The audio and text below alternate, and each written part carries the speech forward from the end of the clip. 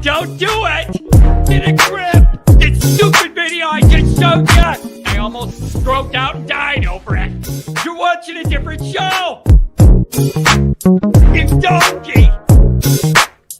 You ain't a captain of nothing but a sinking ship! Don't do this to me, Harry! The Ohio State, it's Ohio State! What do you mean, the?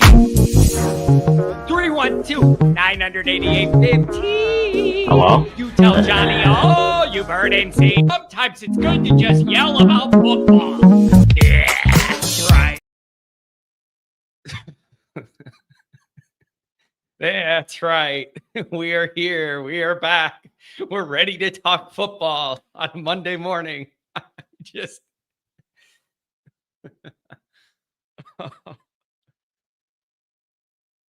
I gotta be honest, man. I feel like I've been run over by a truck. And I think it's like the delayed hangover where it hits you the day after, one of those deals. I feel like I've been run over by a truck. This is Struggle Town, USA. And I just want to know where you guys are at.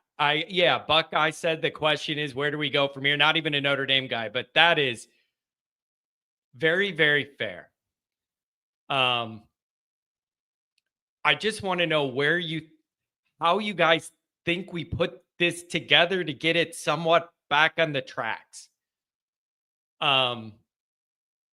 Because I was thinking about it. Are we over exaggerating?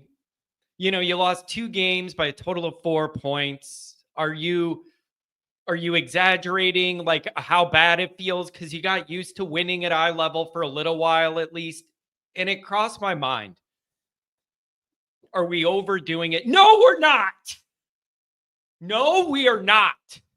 This is not an exaggeration. This is not like an over emotional reaction thing. Like no.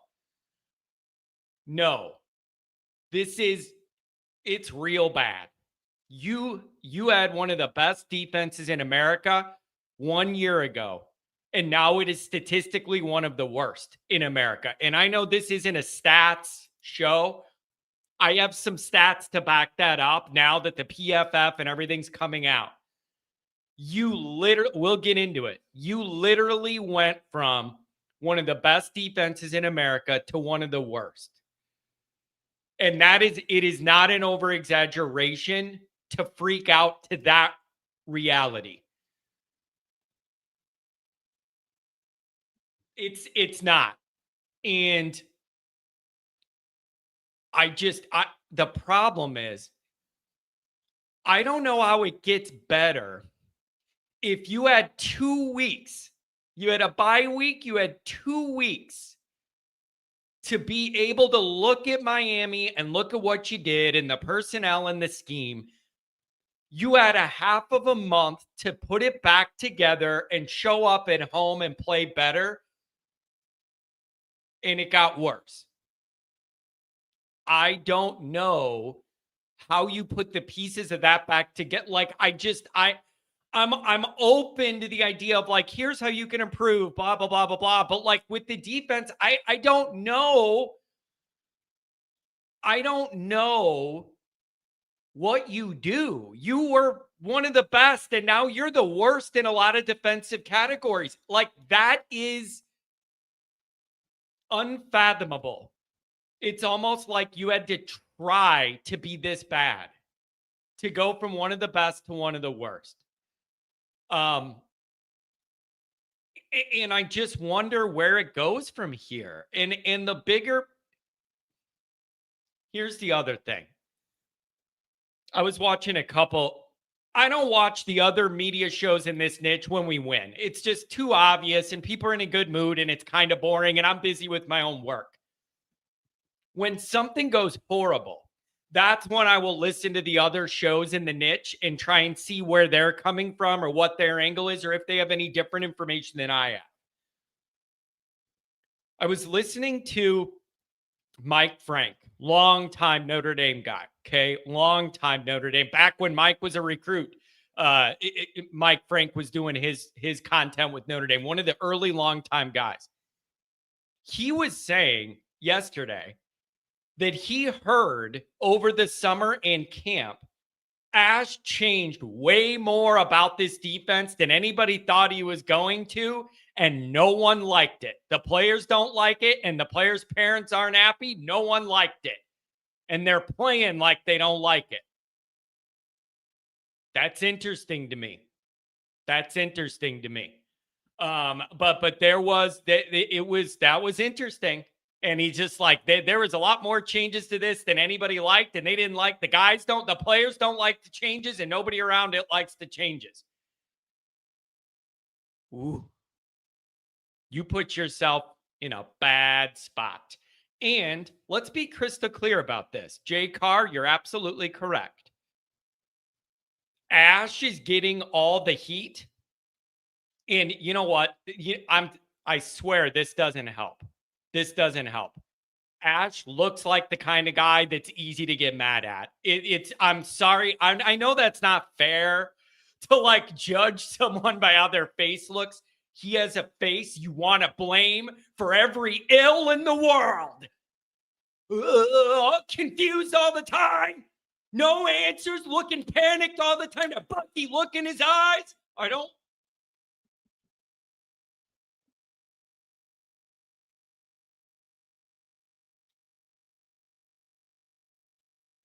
Let's be crystal clear about this. It all starts and ends with Marcus Freeman. And it doesn't matter if you're a Freeman believer, a Freeman factor fan, whatever, or you thought he was going to fail the whole time. And you're going to say, like a lot of people have already, the only reason you succeeded is because Al Golden was the head coach and Freeman was whatever it is. Everybody's going after Ash. Marcus Freeman made the hire, and you literally went from first to dead last in a lot of defensive categories. So whatever you want to do, whatever you want to be mad at Ash, and I'm mad at him too. Ultimately, Freeman signed off on this. Took the rumor is Jim Tressel recommended Ash to sabotage Notre Dame, so he told Freeman, "Oh yeah, bring this guy in." You could be mad at Ash all the time, and I am, because he has ruined a really good defense in 2 weeks. But it comes down on Freeman too. He's the one who signed off on this. And if there was more changes being made structurally with the defense than Freeman was comfortable with, that's where you're the boss. You are the head coach. You are the boss. In an ideal world, you bring in an offense coordinator, a defense coordinator. They're really good at their jobs. You could trust to let them cook and do what they want to do. You could step back as the CEO type guy and kind of just navigate from the CEO position and I know the offense coordinator knows what he's doing. Go ahead and do it. I know what the defense coordinator is doing. Go ahead and do it. In an ideal scenario, you would be able to do that in your 4th year. This is not an ideal scenario. So I don't know what needs to happen, but Freeman needs to take over the defense. You cannot allow this to continue. And the biggest red flag of all this is you had 2 weeks to try and figure things out, and you got worse. That is the ultimate red flag. You had a half of a month to be able to reconfigure things and show up better, and you got worse. So I don't know. Anybody could have, even the glass half full Notre Dame fan, which I've never been one. The glass half full Notre Dame crowd, you cannot find any positivity at all on the defense. You literally, the stats show you went from one of the top defenses to now one of the worst. You are dead last in so many major defensive categories. You would almost have to try to be this bad when you were that good. It's unbelievable. It's absolutely unthinkable that with a lot of the same talent, you went from first to last. It's unbelievable. And here's the thing we got to be open to. We got to be open to this. Callers, I'm coming to you.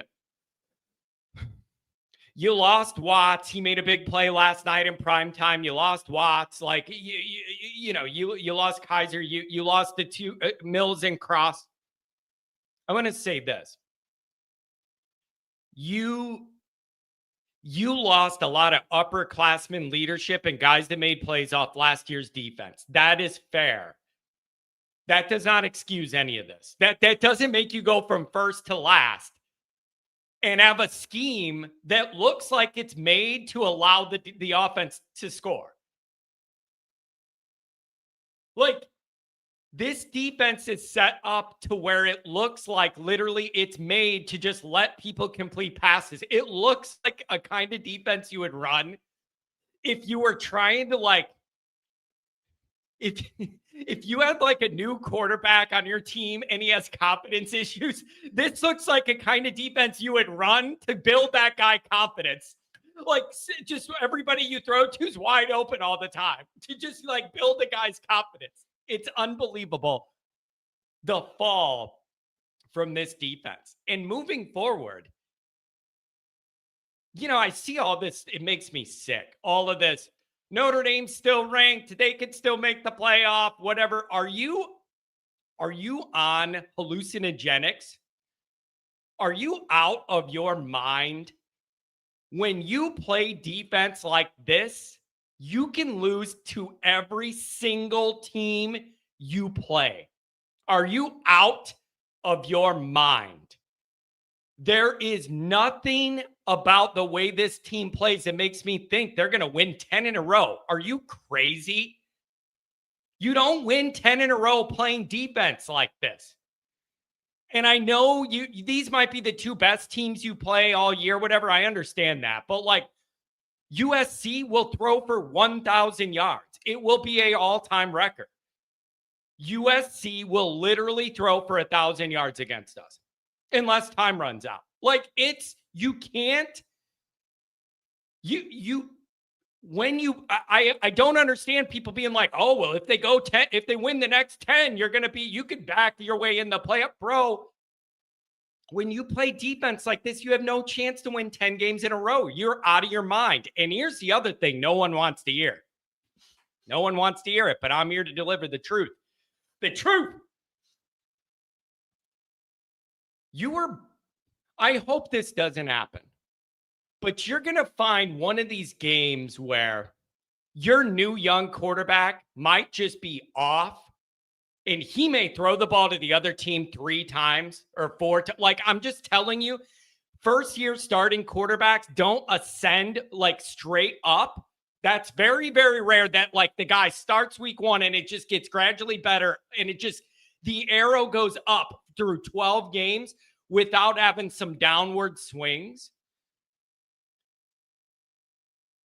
This defense isn't good enough to overcome that. So you better pray that Carr does not have one of those rookie games where he just turns it over 3 or 4 times like rookies do.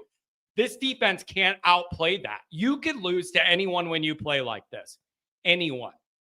So Marcus Freeman's got to figure it out. I have zero trust and faith in Ash.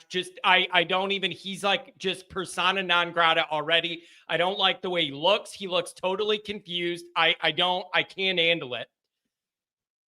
It's on Marcus Freeman. He's got to do something. And I know everybody wants Ash fired. That's not likely after 2 games. Marcus Freeman has got to do something behind the scenes. He's a defensive guy. And the problem is, I said that after week 1, you had 2 weeks and it got worse. So I don't know if Freeman is involved and isn't changing enough, or if is this just bound to be a nightmare? I don't know, you guys. And the other part of it is, man, I tried to be fair to Chris Ash. Chris Ash. When everybody dumped on him after the hire, looking at the resume and the red flags, everybody was dumping on the guy. And I literally said, I understand the concerns. Wait and see with the Chris Ash defense. I circled it. Wait and see with the Chris. I wanted to be fair, not judge the guy based on the past. Give him a chance here. And I waited, I saw, and I'm already over it after 2 games. You just can't do this anymore. I tried to be fair, and that's the thanks I got. One time, I tried to take the high road and be mature and not poop on something before I see that it's bad or whatever. And look where it got me. Look where it got me. You went from one of the best to one of the worst, and you're ruining the foundation of the Notre Dame program 1 week at a time. So, Tony, that's where I'm at too. This is where I'm at too. Freeman needs to take over the D without making it public. No need to advertise it. I agree. Like you're not going to show up your new guy. Like, I know what everyone wants, but Marcus Freeman can't get up there and go, yeah, our new DC sucks. He can't do that. Does everyone understand? He can't do that. One, it's like an immature, like not classy move. But number two is it makes Freeman look bad. You can't get up there and go, yeah, the defense coordinator's not getting it done. You're ripping your coach publicly and you're admitting you messed up. You can't do that. I think the most you could ask for is Freeman to do everything he can behind the scenes to get it straightened out. I don't know where else you go. I don't know what I have no other answer to the way out of this. Guys are so confused. You see how many you're pointing and nobody knows what they're doing. Guys are confused in the scheme. And at what was an athletic, fast defense that was long and athletic and all over looks completely lost a lot of the time. I don't know how you fix this if you had 2 weeks to fix it and you came out and it's worse. I don't know how you fix that. And you know what the answer might be? You're going to play a bunch of teams that aren't as good as Miami and A&M, and maybe that gives you a false sense that you're getting better, but it could just be you're playing teams that don't have any talent. It's really going to be annoying, quite frankly.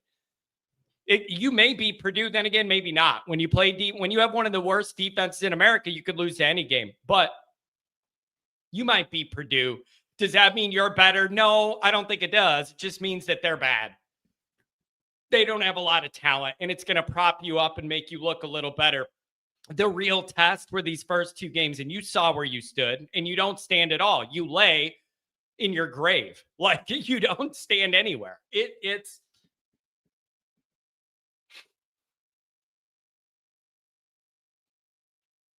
There's no easy way out. Burt Reynolds, we're going to lose to Arkansas. Yeah, probably. Like, you could say we're going to lose to anybody, and I'll probably agree. I have no confidence. No one can have confidence. When you play defense like this, you can't have confidence in any game you play.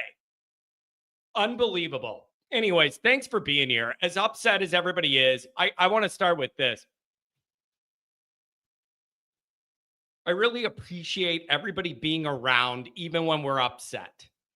Really good group on the post-game show, struggling to work through it.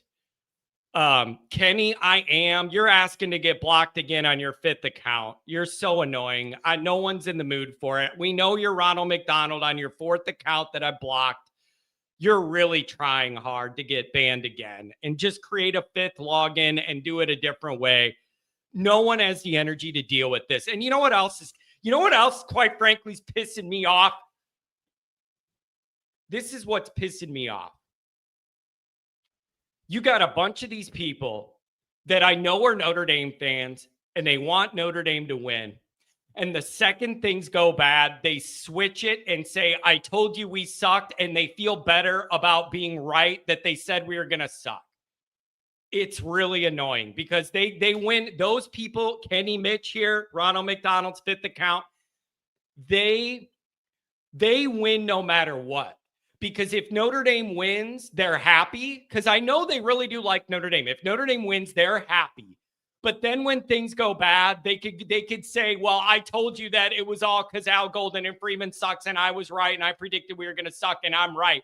And then they don't get the joy of winning to feel good, but then they feel like they're smarter than everyone else and they called it and And then that buoys them in a way to where they still feel good, but for a different reason, because they can fall back on, I said we were going to suck, and look, I was right. Like that whole dynamic's really annoying. Because let me tell you something. In the last 30 years of my Notre Dame life, betting against Notre Dame being good, that doesn't make you a genius. Betting against Notre Dame being good in the last 30 years does not mean you're some football savant. That's the safe, easy bet. That's the easy bet to make, that Notre Dame's not going to be good. But it bothers me. It's like, well, we lost, but I was right that we suck, and give me credit for that, bro. If that makes you feel better, fine, but I'm quite frankly not in the mood for it. I have a lot more tolerance for trolls from other teams, Miami, LSU, whatever it is coming in here. I have a lot more tolerance for those people trolling me than our own people saying, I just told you I was right. I knew we were going to suck, and Freeman's horrible. And the other part is, I struggle with this too. Now people are saying, Freeman sucks. Does he get no credit for the playoff run? All I'm asking is for consistency. If you're going to say Freeman sucks now, did he suck when you were winning those playoff games, beating the SEC champion? Like, I'm just asking for some philosophical consistency here. So Freeman sucks now, but in the playoff, did he still suck? Were you typing in here that Freeman sucks when we were winning the playoff games? Like, the head coach gets the credit when it's good and the negativity when it's bad, but I'm just asking for consistency. Well, I saw you stab my dad.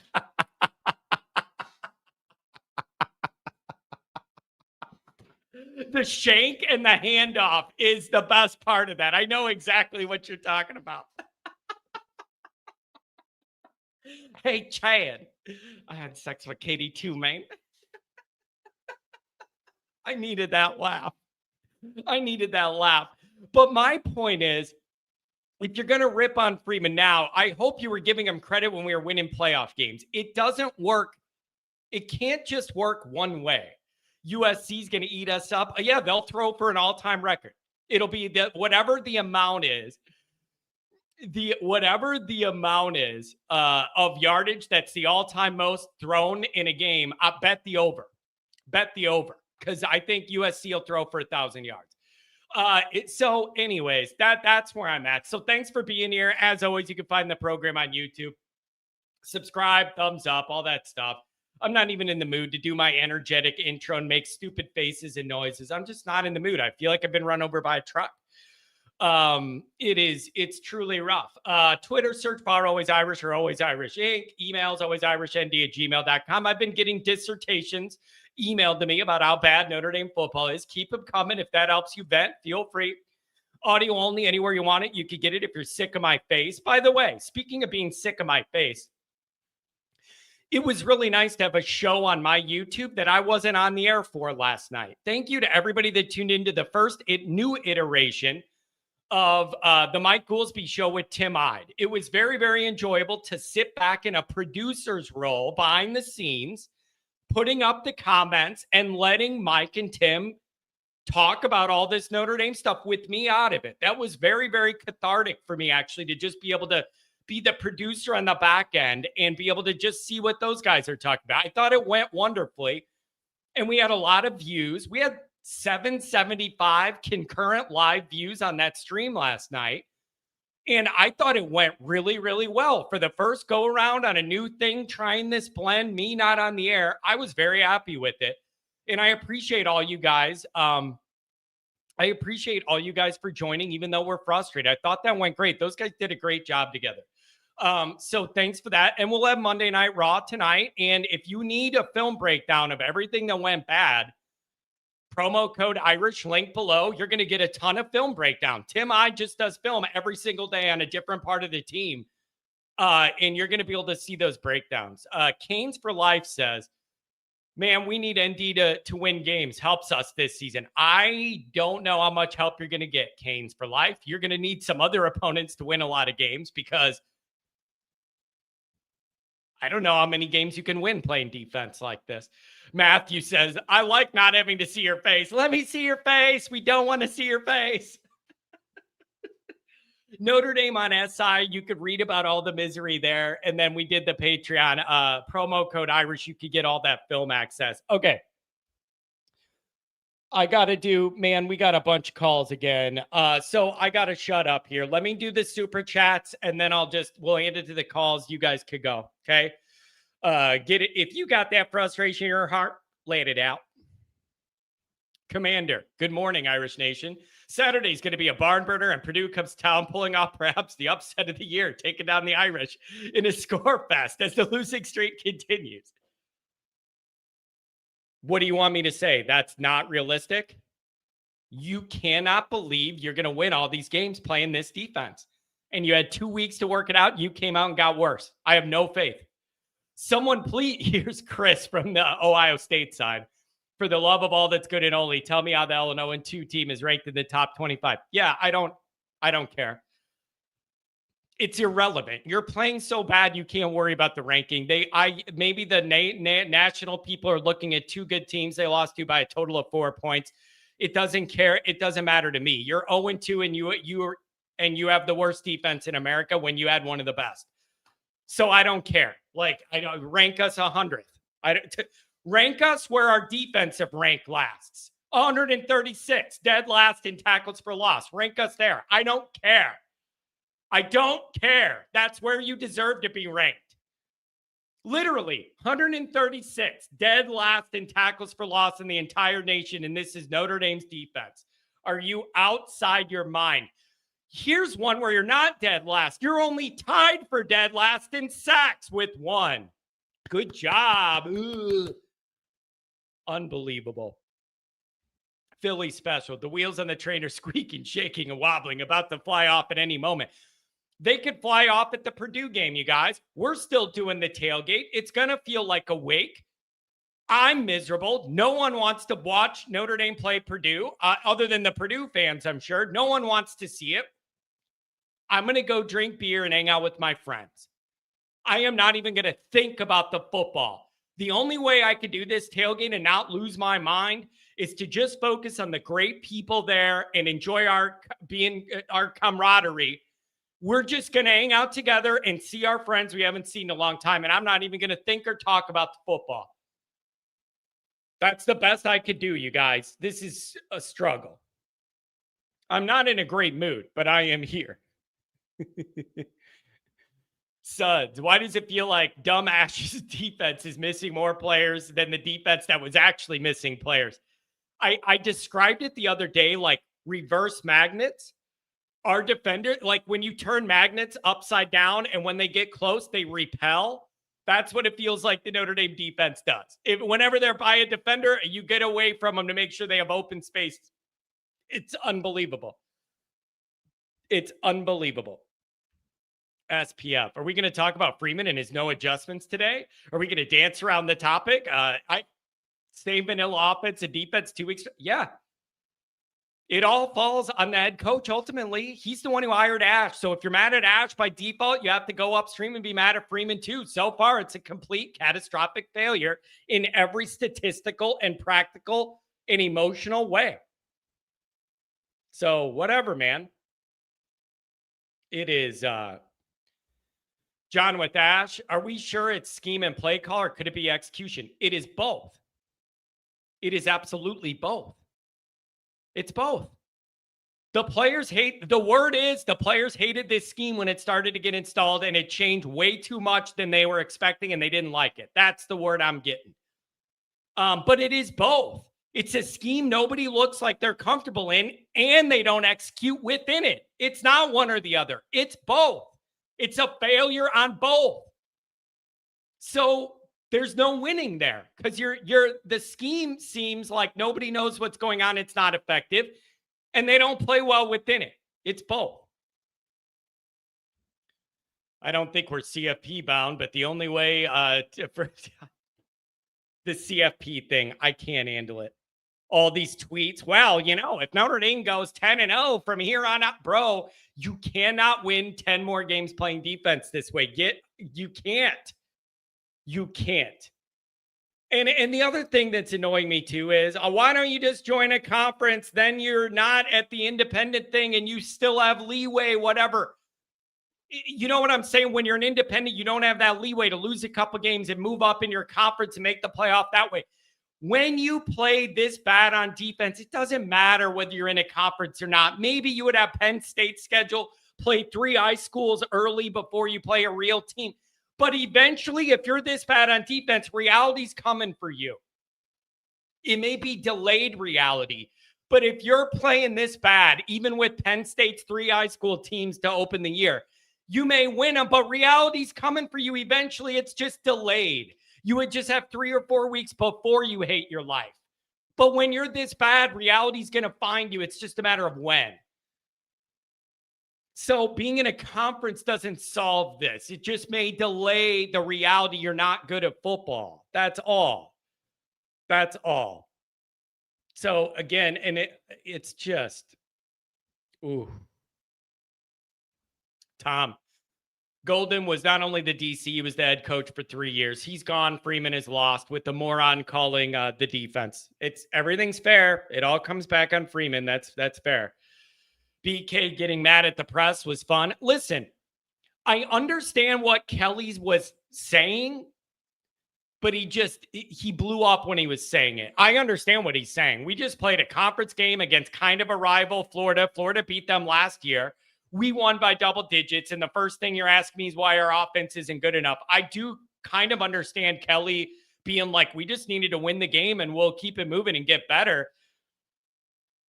Like when I was watching Kelly, that interaction, and Kelly was yelling at the reporter, my thinking was, what a luxury.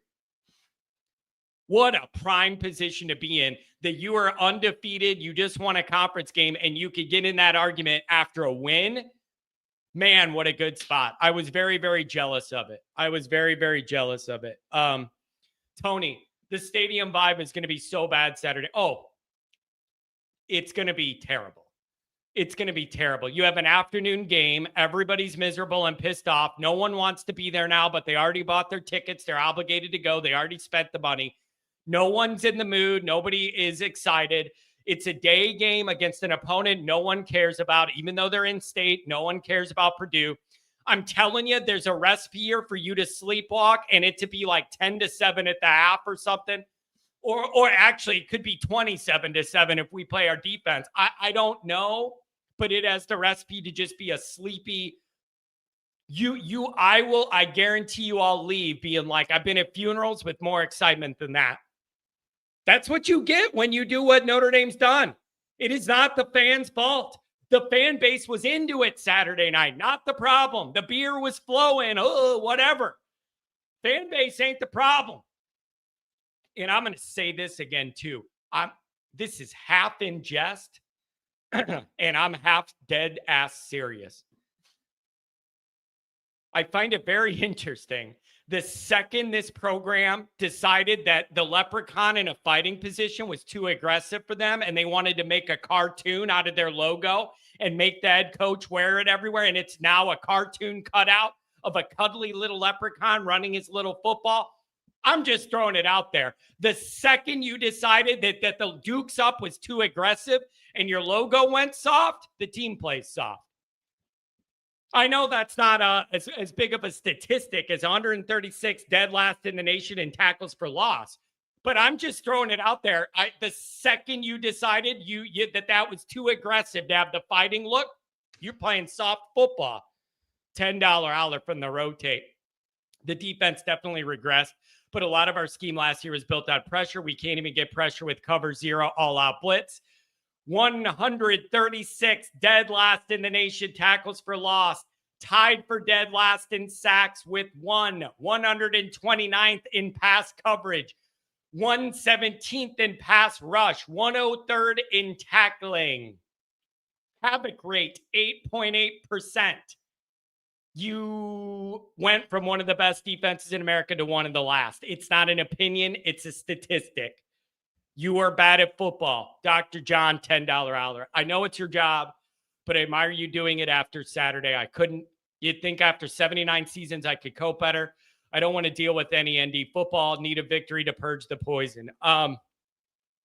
Thank you, Doc. I got to say, night game loss call-in shows are the hardest part of my job. I am miserable and not in the mood. You know you're going to get trolled all night. Our people are like drunk and mad. It's just a long, rough night, but I said it before and I'll say it again. If I want to be here when we win and things are good and we're in a good mood and people are donating money and everything's cool, everybody's having fun on the phone lines. If I want to do that and have those moments, I have a moral obligation to be here when it goes bad and give you guys a voice. But it is horrible. It's horrible. $2 Alice from Rodney. All I want for Christmas is my Always Irish ticket. You're going to get it. We're going to have a good time. We're just going to be together as friends. Forget the football. I don't even want to talk about the football. We're just going to be in a parking lot with our friends enjoying a morning. Not even thinking about the football. Makes me sick. $20 hour from my lawyer in Michigan. I blame this all on Freeman. Many people said Ash was the worst hire in 20 years of college football. Wait and see with the Ash defense. I tried to take the high road. I waited, I saw, and I hate what I see. $5 holler from the geezer. The season is over. Nothing is over till we decide it is. Was it over when the Germans bombed Pearl Harbor? This is a slightly different situation. This was a different situation. Was the American defenses ranked 136th in the country? $2 holler from Cheap. If they lose to Purdue, nobody cares about last year. I already think all the credibility you have is gone. You cannot take the strength of your program and make it the worst part in a 1 year difference. $2 holler, Mitchell Smith. Is ND last year's FSU? If you're playing defense like this, you could lose every game you play. Start a fire Chris Ash chant at the game. This is so dark, man. $5 holler. John, you are correct. I can't wait to see you guys on Saturday. I'll be with you. Yeah, we just need to be together. It's the best thing we could do. It is, man, this is, oh gosh, this is so tough.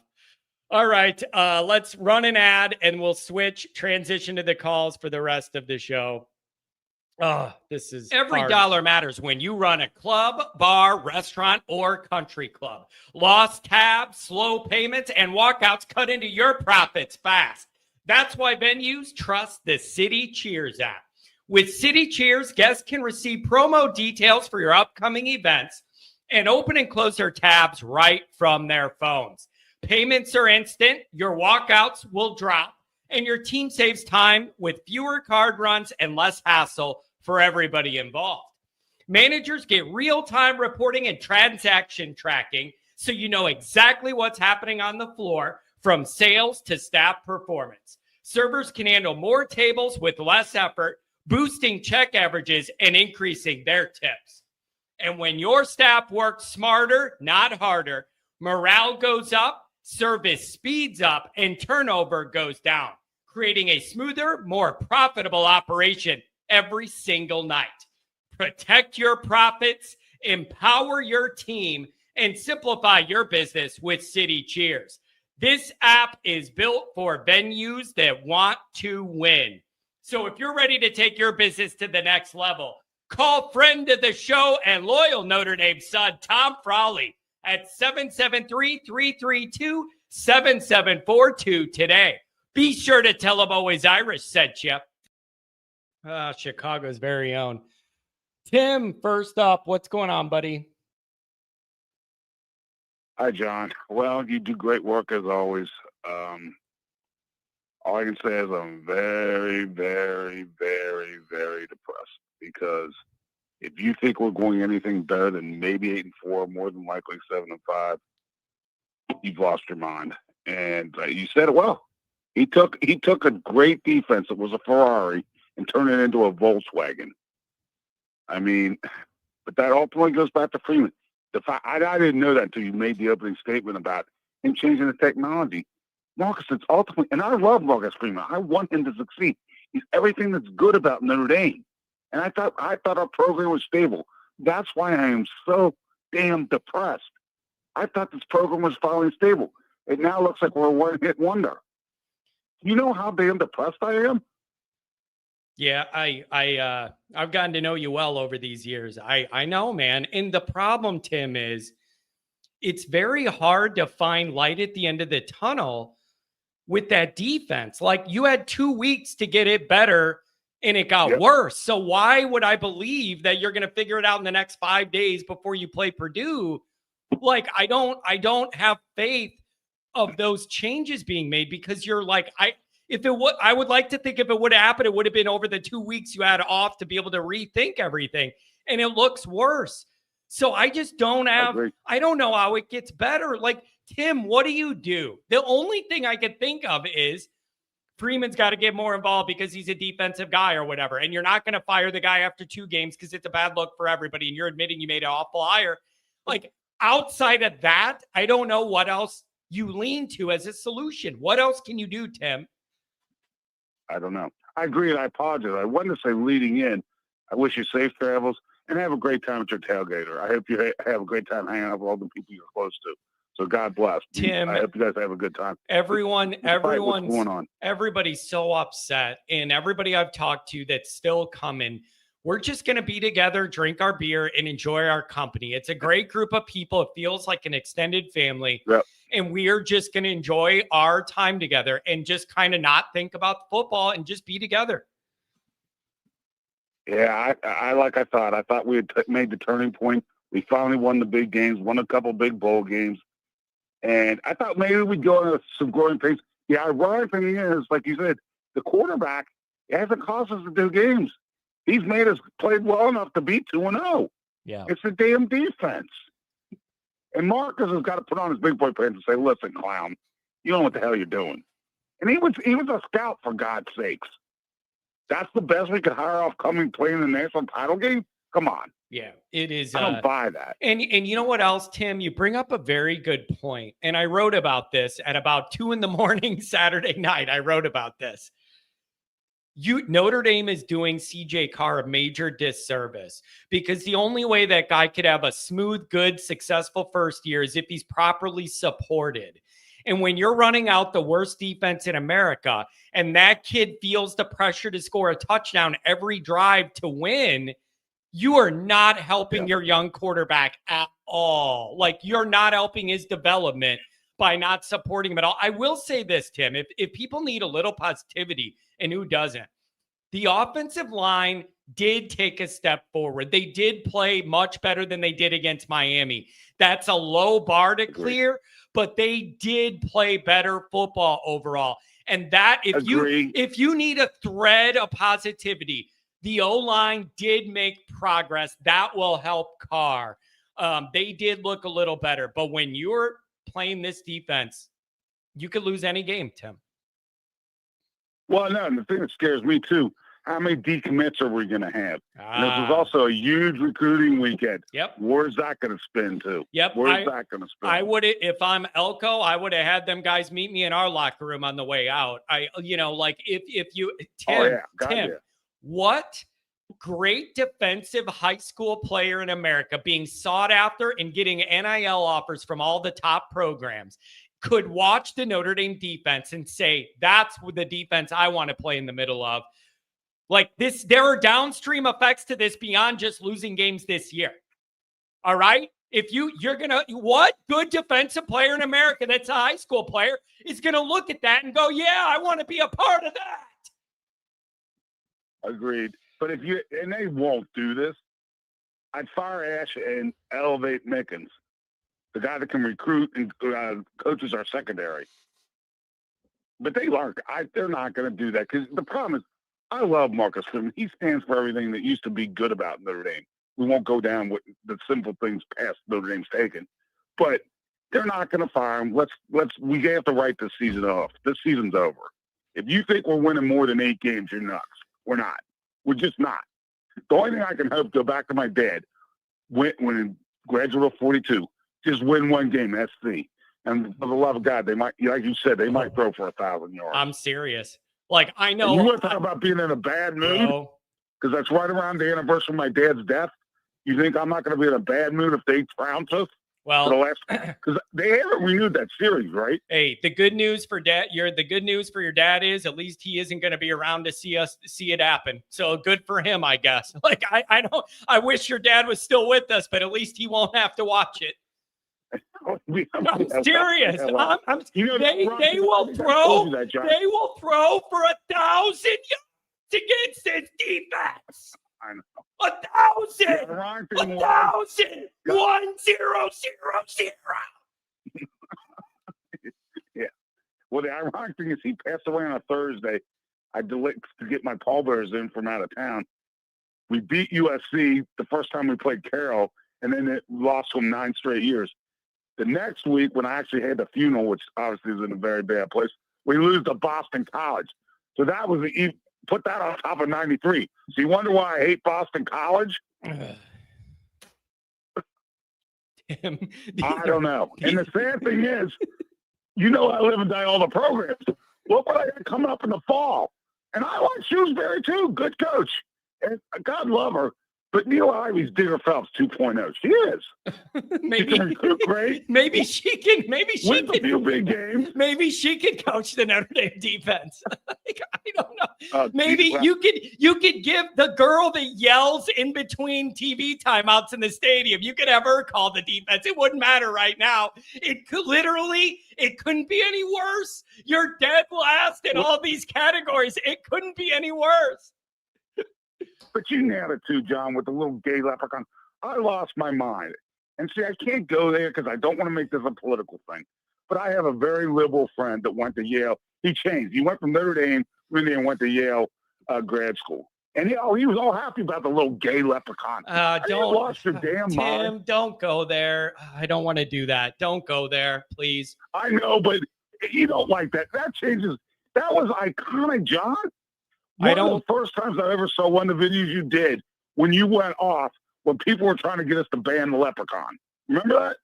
Remember that video you did? Yeah. Oh yeah, I know. I've been on that from the beginning. I've been on that from the beginning that they decided it was too aggressive, and I just I don't like it, Tim. So people got to know the history behind that though, and they don't. Yeah, it's that's the thing. You got to look at the history. I mean. Do you think there's hope? All right. Let me ask you this question. Now, I don't want to tap down how many callers you got behind me. What do you think our record is now? I don't know. You 7-5, 6-6. Like I'm sorry. I cannot trust you to win any games when you play defense like this.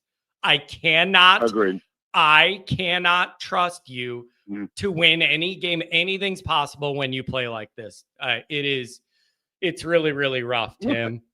Well, think about how many times you lose a game where you block a putt and get a touchdown of it and win the turnover battle.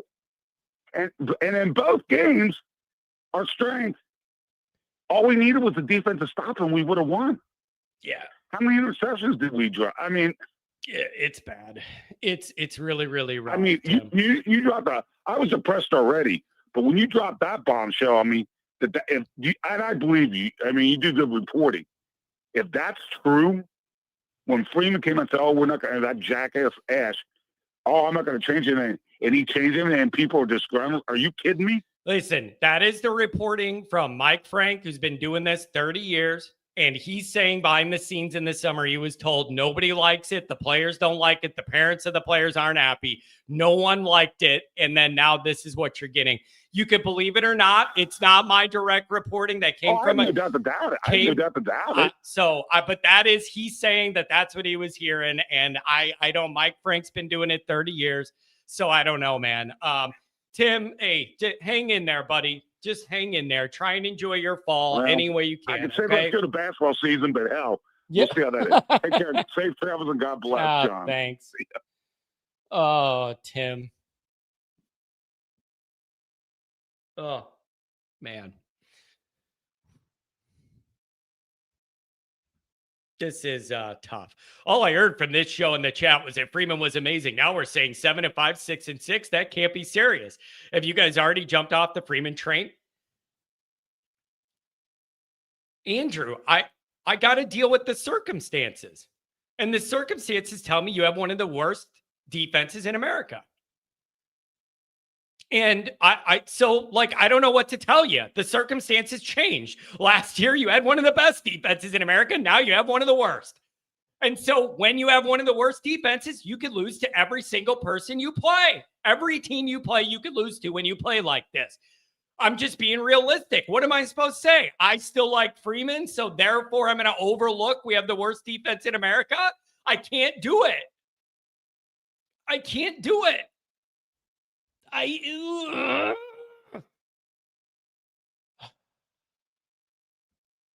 This is tough. 720, welcome to the show. Hey, John, how you doing, man? I've been better.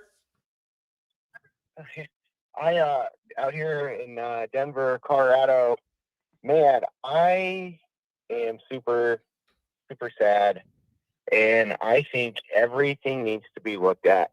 I'm not going to start on the defense, so I'm going to start on the O-line. What the hell is going on there? We were supposed to have all these talented kids on the O-line, and no one looks like they know what they're fucking doing.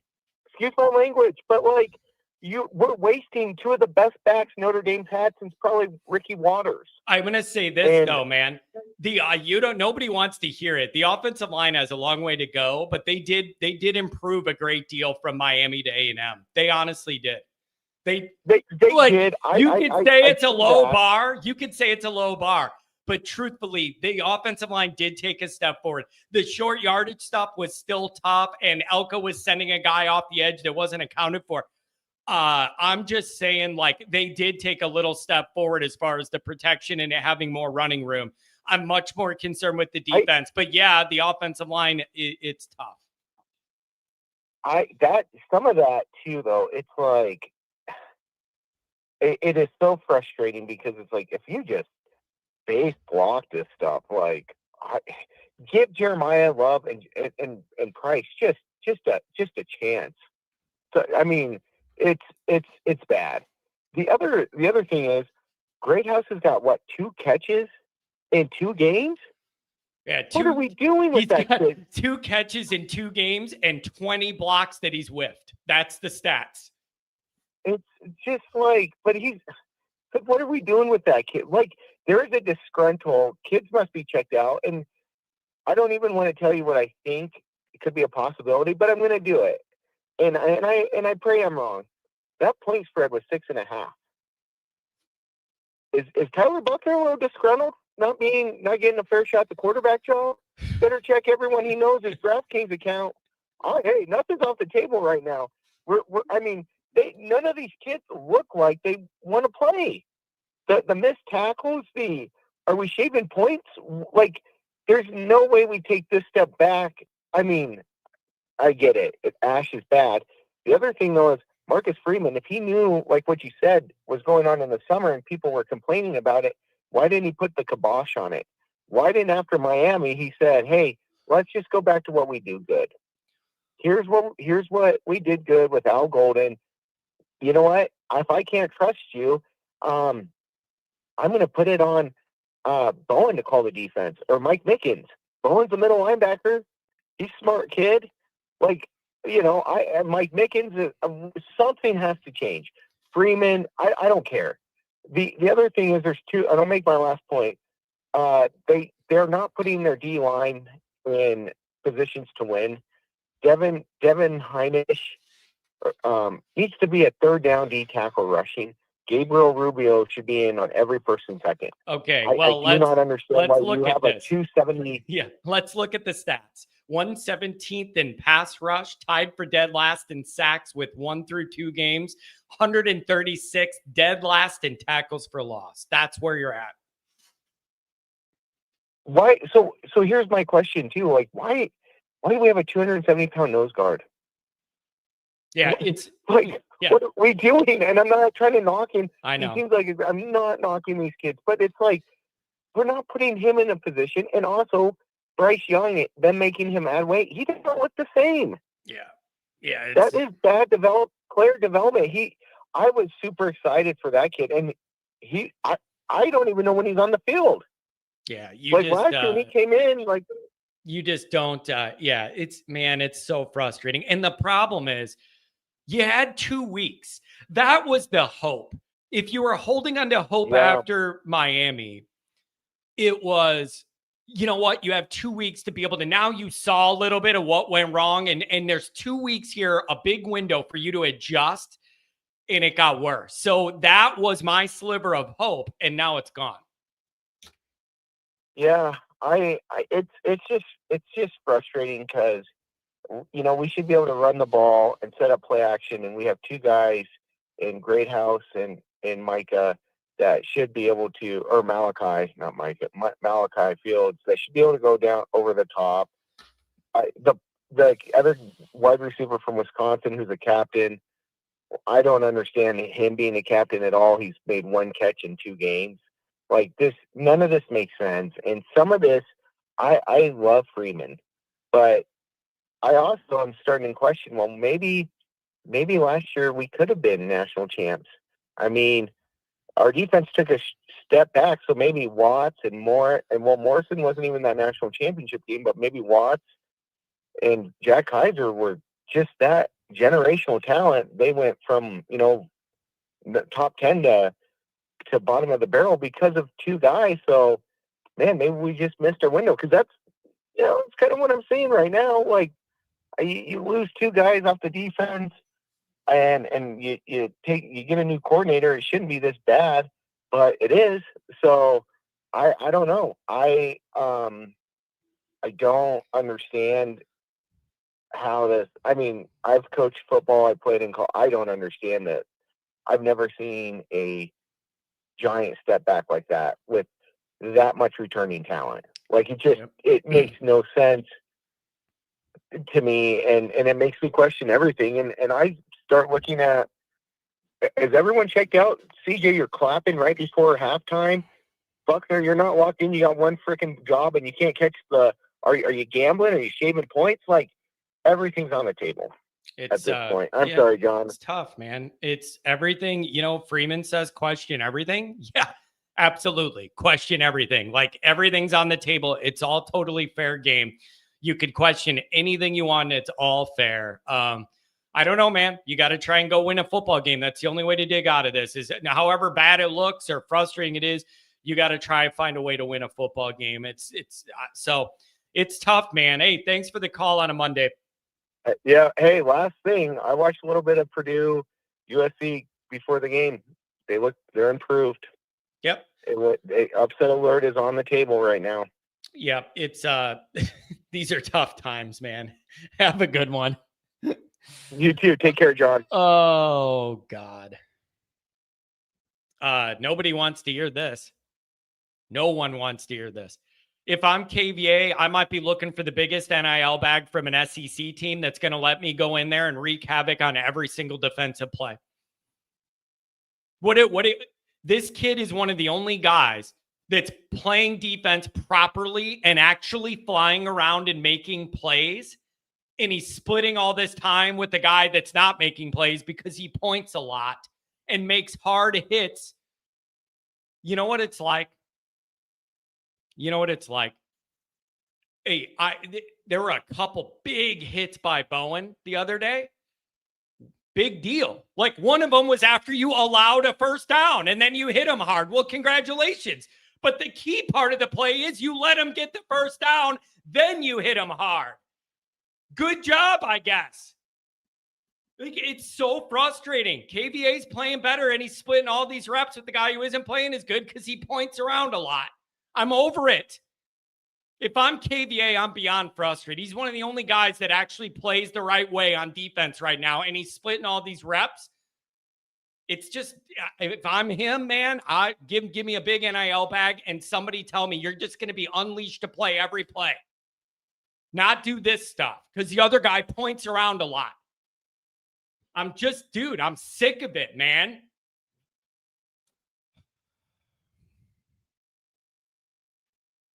If we kill Purdue, it means we did care. If Purdue beats us, it means we're really bad. You could just try and go win a game. I don't know what else to say. Try and go win a football game because you are just a total mess. Just a total mess. 480, welcome to the show. Hey, what's up, John? How you doing, man? Bad. Yeah, me too. I went to the Miami game and I saw the confusion from the secondary. Like most of the time when I was watching the defense, they weren't even locked in. They were too busy pointing to where they need to be, grabbing each other, saying, "Hey, you're supposed to be over here." Like nobody felt comfortable in what they were doing. And I saw that at the Miami game, and I was concerned then that there's definitely been a change with this defense because you didn't see that last year.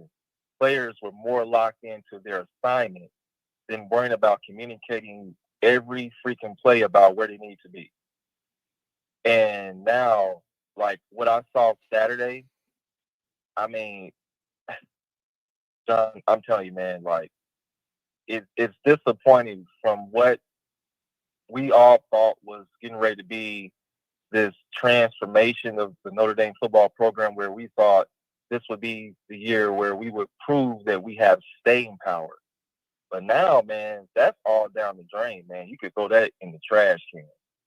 There is no staying power. And unfortunately, it just looks like it's a one-off deal.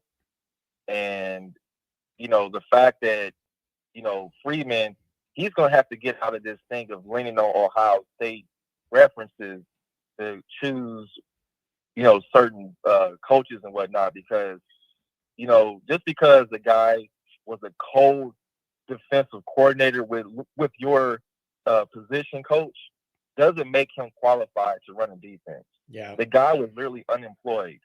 Okay. He was unemployed. There's a reason why nobody is hiring the dude to coach a defense. It's a literal reason why. And now we see he literally is destroying the talent on this team. He's destroying this defense. It's atrocious, man. And I'm just. So what's the way out, man? Like that's the part of this that I struggle with is there doesn't seem to be an easy answer. They're not going to fire the guy after 2 weeks, and Freeman admit he made a mistake. Short of that, that's what I'm struggling with. Where do you go from here to make it better without it being put on Freeman to be more involved, and combine that with you're not playing a bunch of teams that have the talent of Miami and A&M every week moving forward? But like, what do you do? What do you do? Well, the first thing is you pull him in office, say from here on out, we're scrapping that soft zone coverage crap. That's out the freaking door, because we did not recruit that. You did not recruit players to play that. Okay, that's just not their game, plain and simple.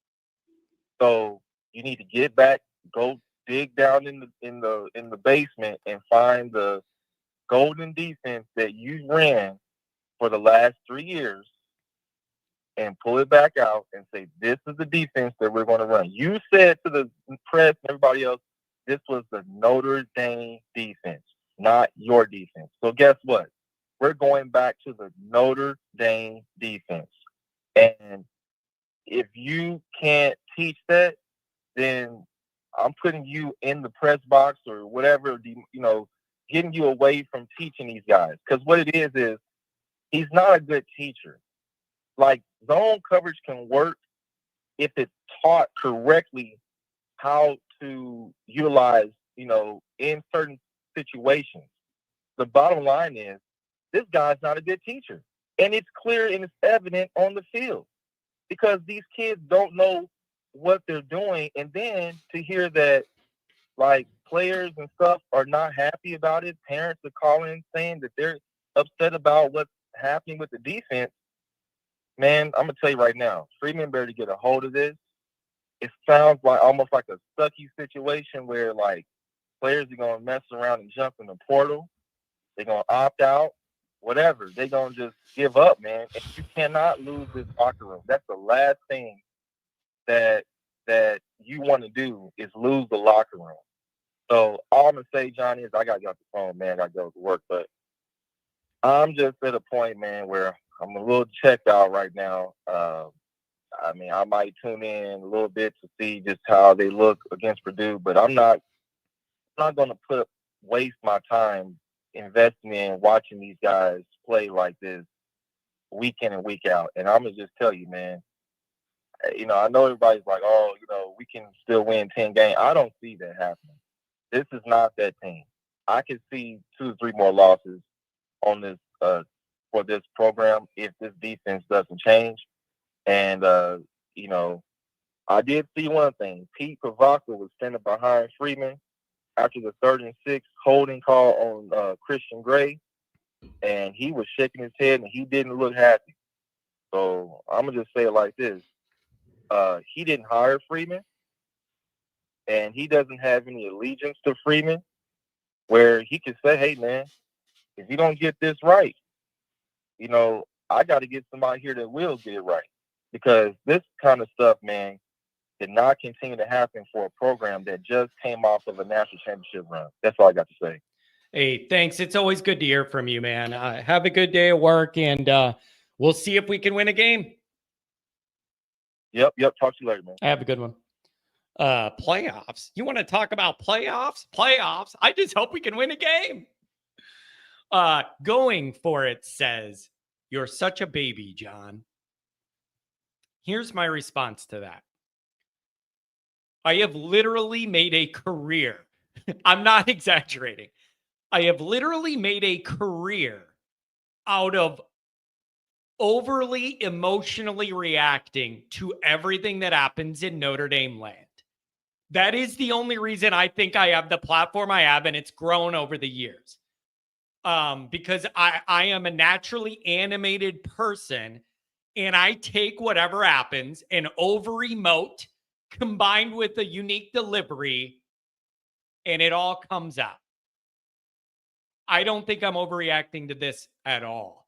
Like, I will admit there's some things where I get over fired up about or overdue because it's a specific thing that's galling to me and I yell about it.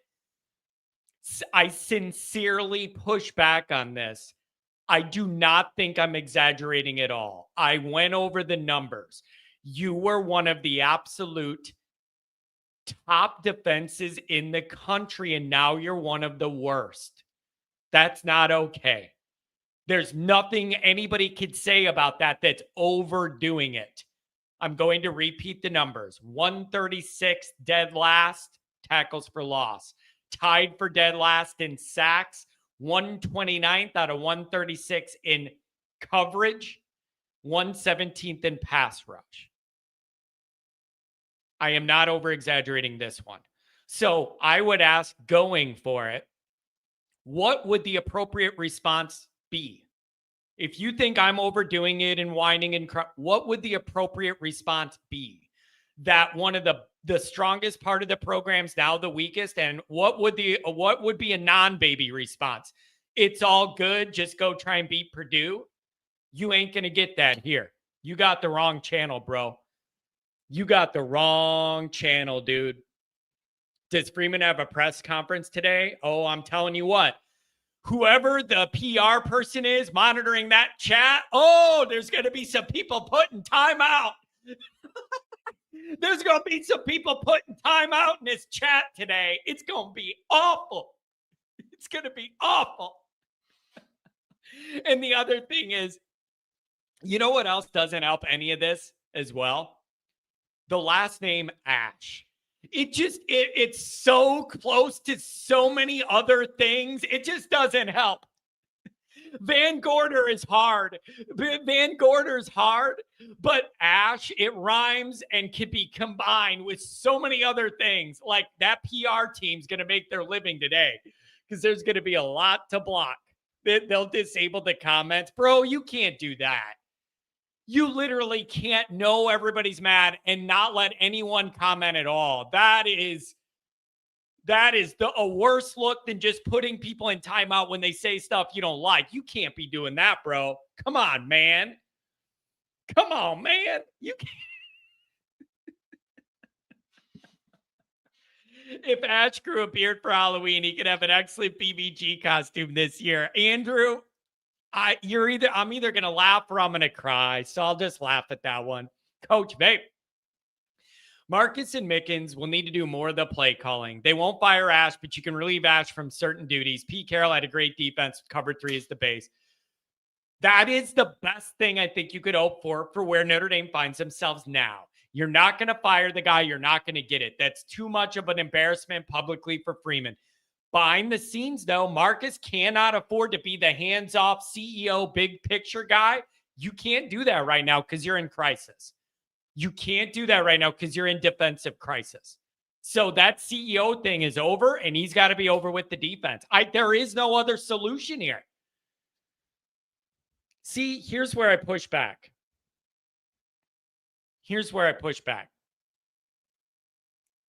Freeman is the mistake. Wake up. No one said that when you beat Indiana and when you beat Georgia and when you beat Penn State.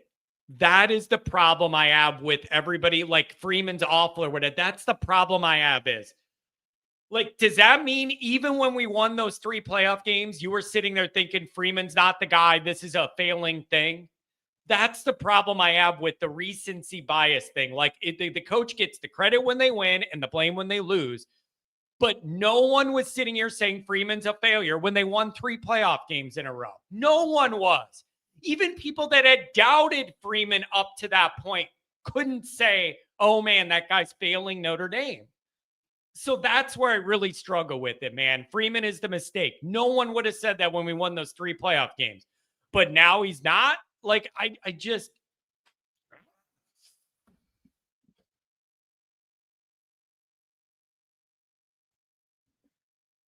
The other thing that hurts is if you're my age, oh, that's a good one, Coach. That's really good, actually. Coach, thanks for being here. A couple really good comments, and I don't recognize the name. Thanks for being here. Freeman is not the mistake. We went to the Natty last year. He's not the mistake, but he made a mistake, and there is a difference. Freeman can fix it and needs donut. Really good couple thoughtful comments from you, Coach. Stick around. I like that. If you're my age at 40, I'm a man. I'm 40. Yell at me.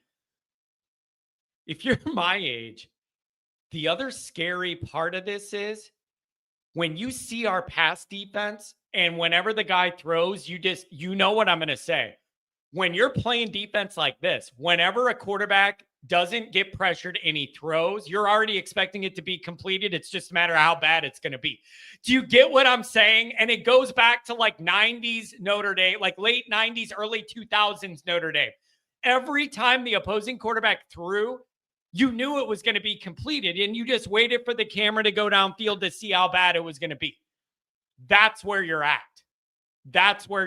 It's horrifying. It feels like the ghosts from your past are coming back to haunt you.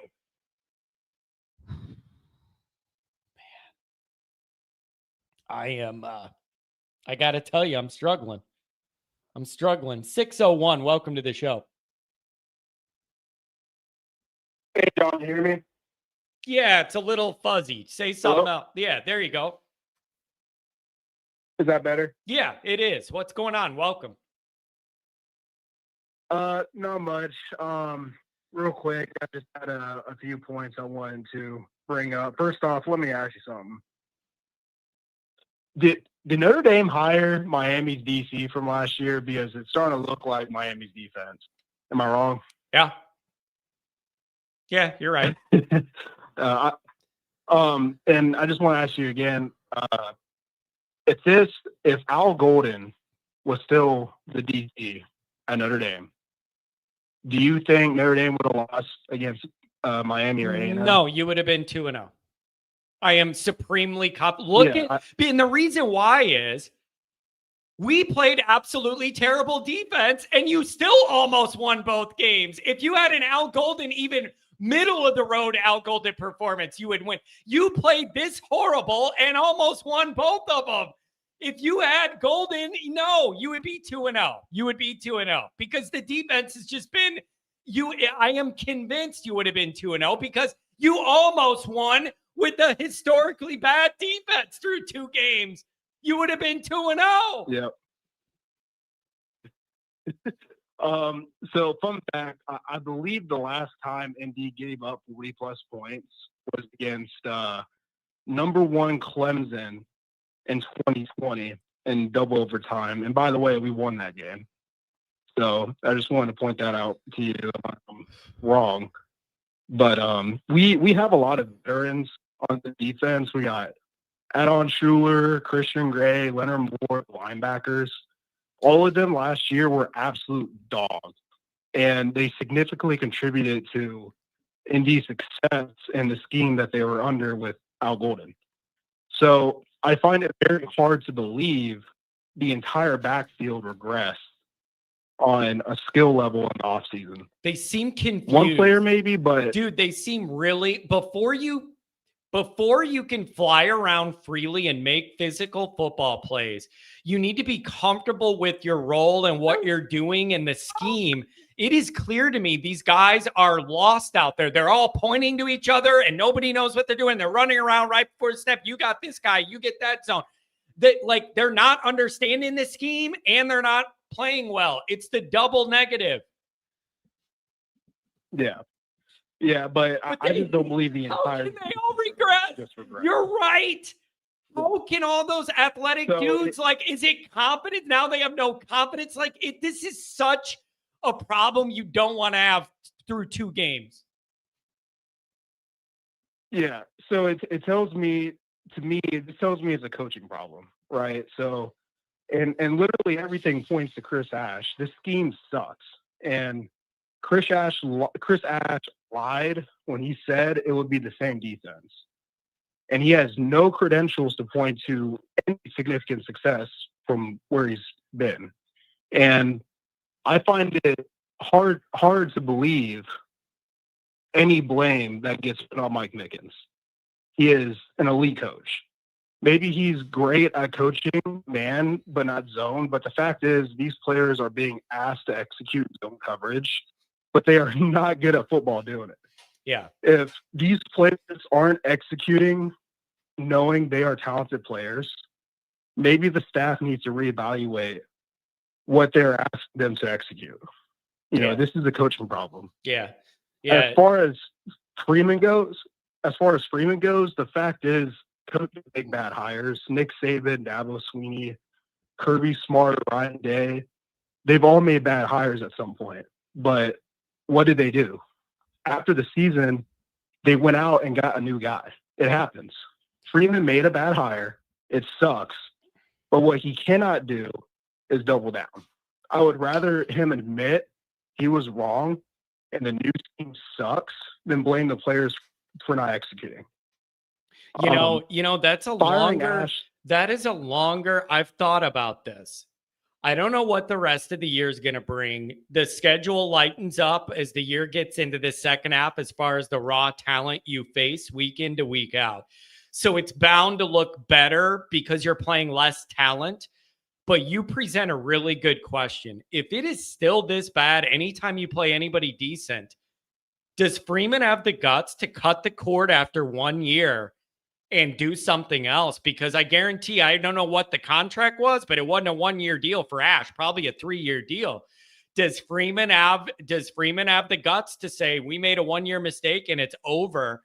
I don't know the answer to that, but that's a fair question. And if if it goes on like this and he doubles down, how could any Notre Dame fan have hope for next year even? What is my entire existence for at that point? I'm optimistic that Pete Bavacqua would be on Freeman's side if that conversation were to happen. However, I would hope it's not a frequent conversation that would happen, right? We don't want Freeman making constantly bad hires, it happens, but firing Ash during the season, I think is not realistic. That's not a professional thing to do. What needs to happen is Freeman needs to sit down with Ash in a private meeting and lay down the law. He needs to tell Ash, look, we tried it your way. I gave you a chance and it's not working. So we're going to do things my way. The way that we had success with last year. Yeah, he's the boss. We're going to call it. He is the boss. Listen, that is not unreasonable. He is the boss. He trusted the guy to let him do what he was going to do. Now it's failed. There is nothing wrong with the boss saying, you're going to do it my way. And if you have a problem with that, there's the door. And I would also, I would Marcus Freeman would say, and after the season, you need to start looking for another job because this is not the standard in Notre Dame. Lastly, on a side note, I'm not very high on the O-line and D-line room either. I don't think Rudolph and Washington are bad coaches, but I don't think they are anything special either. For O-line, way too many missed assignments in both games. They're getting very little push off the ball in the run, and our 300-pound offensive tackles consistently get blown up during pass protection. Yeah.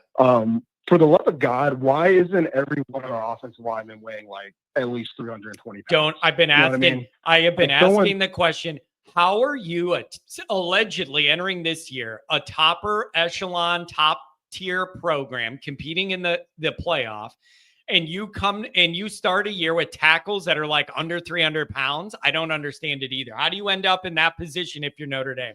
I don't get it either. Yeah.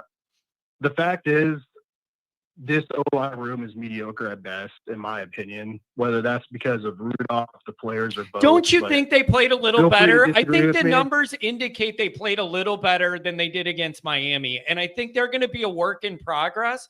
But I do think with health, they're going to keep getting a little bit better incrementally. I do think they played better than Miami. They leave a lot to be desired. It isn't Miami's O-line, which is what you need and want. But I have less long-term worries about that than I do this defense when I look at the problems. And I agree. They did look better, but there's still much to be desired. There is, but you have a 5-alarm fire on the other side of the ball. Like, I agree with you. It's far from like what I want. But the other side of the ball is literally burning to the ground in ashes, so to speak. Like, it's just such a bigger worry. And so I do think that offensive line will continue to get a little bit better. So I don't know, man. Anything else? Thanks for the call. Yeah, one last thing, I guess, about the D-line. They're getting absolutely no pass rush at all. Like, yeah, we don't have the most talented D tackles, but I know our DNs last year were absolute studs. 100 again. No pass rush. 117th out of 136 in pass rush. Yeah, only spit it out, idiot. One... Dead last in tackles for loss, tied for dead last in sacks, and I hate my life. Anything else? Yeah, newsflash. Success in zone defense relies and starts with a consistent 4-man pass rush, and I'm starting to wonder if it's a part of this scheme to tell the ends to play contain every play instead of pinning the ears back and go get the QB. But yeah, I'm not really happy with the D-line either, but that's all I got. That's all I had to complain about today. We haven't talked since December. I'm sorry. This is how we reunite, my friend. It's okay. Like once every 6 months. Day, go Irish. Once every 6 months, Colin, we'll go over our misery. Hit me up after the next bad thing in 6 months. Thanks for jumping back in. Save the number. Yeah. Have a good one, buddy. Yeah. Oh, crap. John, I think it's very possible A&M isn't even very good. Their QB wasn't good. He missed wide open TDs. I'm going to tell you this. I'm going to tell you this right now. You know how a lot of times they always say when you break down the film, like nothing in the moment, nothing feels as good or as bad as it is in reality. And when you watch the film, you actually feel better about things. I'm telling you, right? I almost said a bad word. I'm telling you right now, the film is going to be way worse than the actual results on the field because Marcel Reed missed like 5 wide open touchdowns. The Immaculate Conception, and the guy should have had 3 more touchdowns. Craver, I barely even know her. I mean, look at this film. When you look at the film, that guy could have had 5 more touchdown passes and 250 more yards.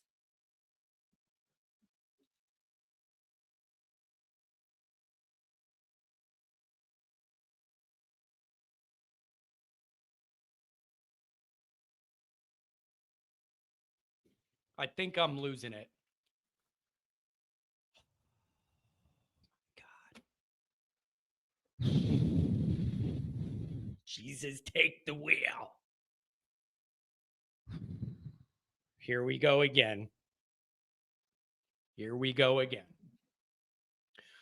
Always Irish, so you're not ready to hide now. I don't understand. After both of the first two games where we lose, this hyper ninja LSU person has come into my chat and said that why am I hiding when Notre Dame loses? After both of these humiliating and embarrassing and disgraceful games, the next thing I've done 1 minute after them with no time to gather myself or collect my own emotions and thoughts is go live for over 1,000 concurrent viewers. That is what I've done 2 weeks in a row.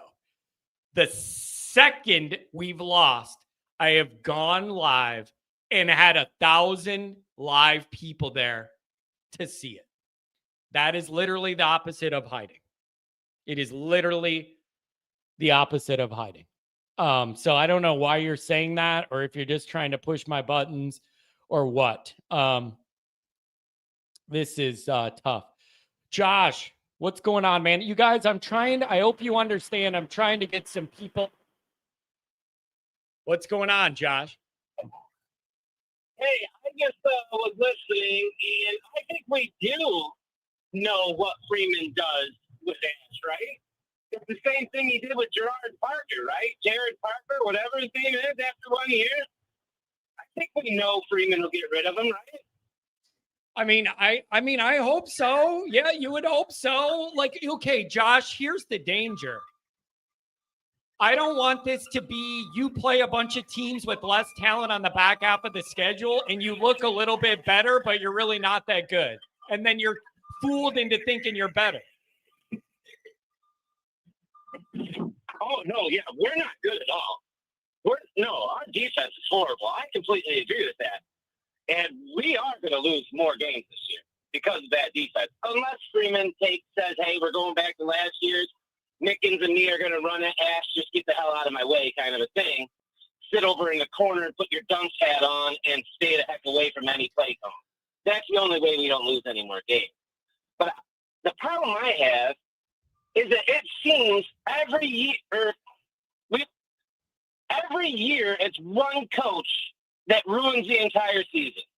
Janitor was 2 years ago.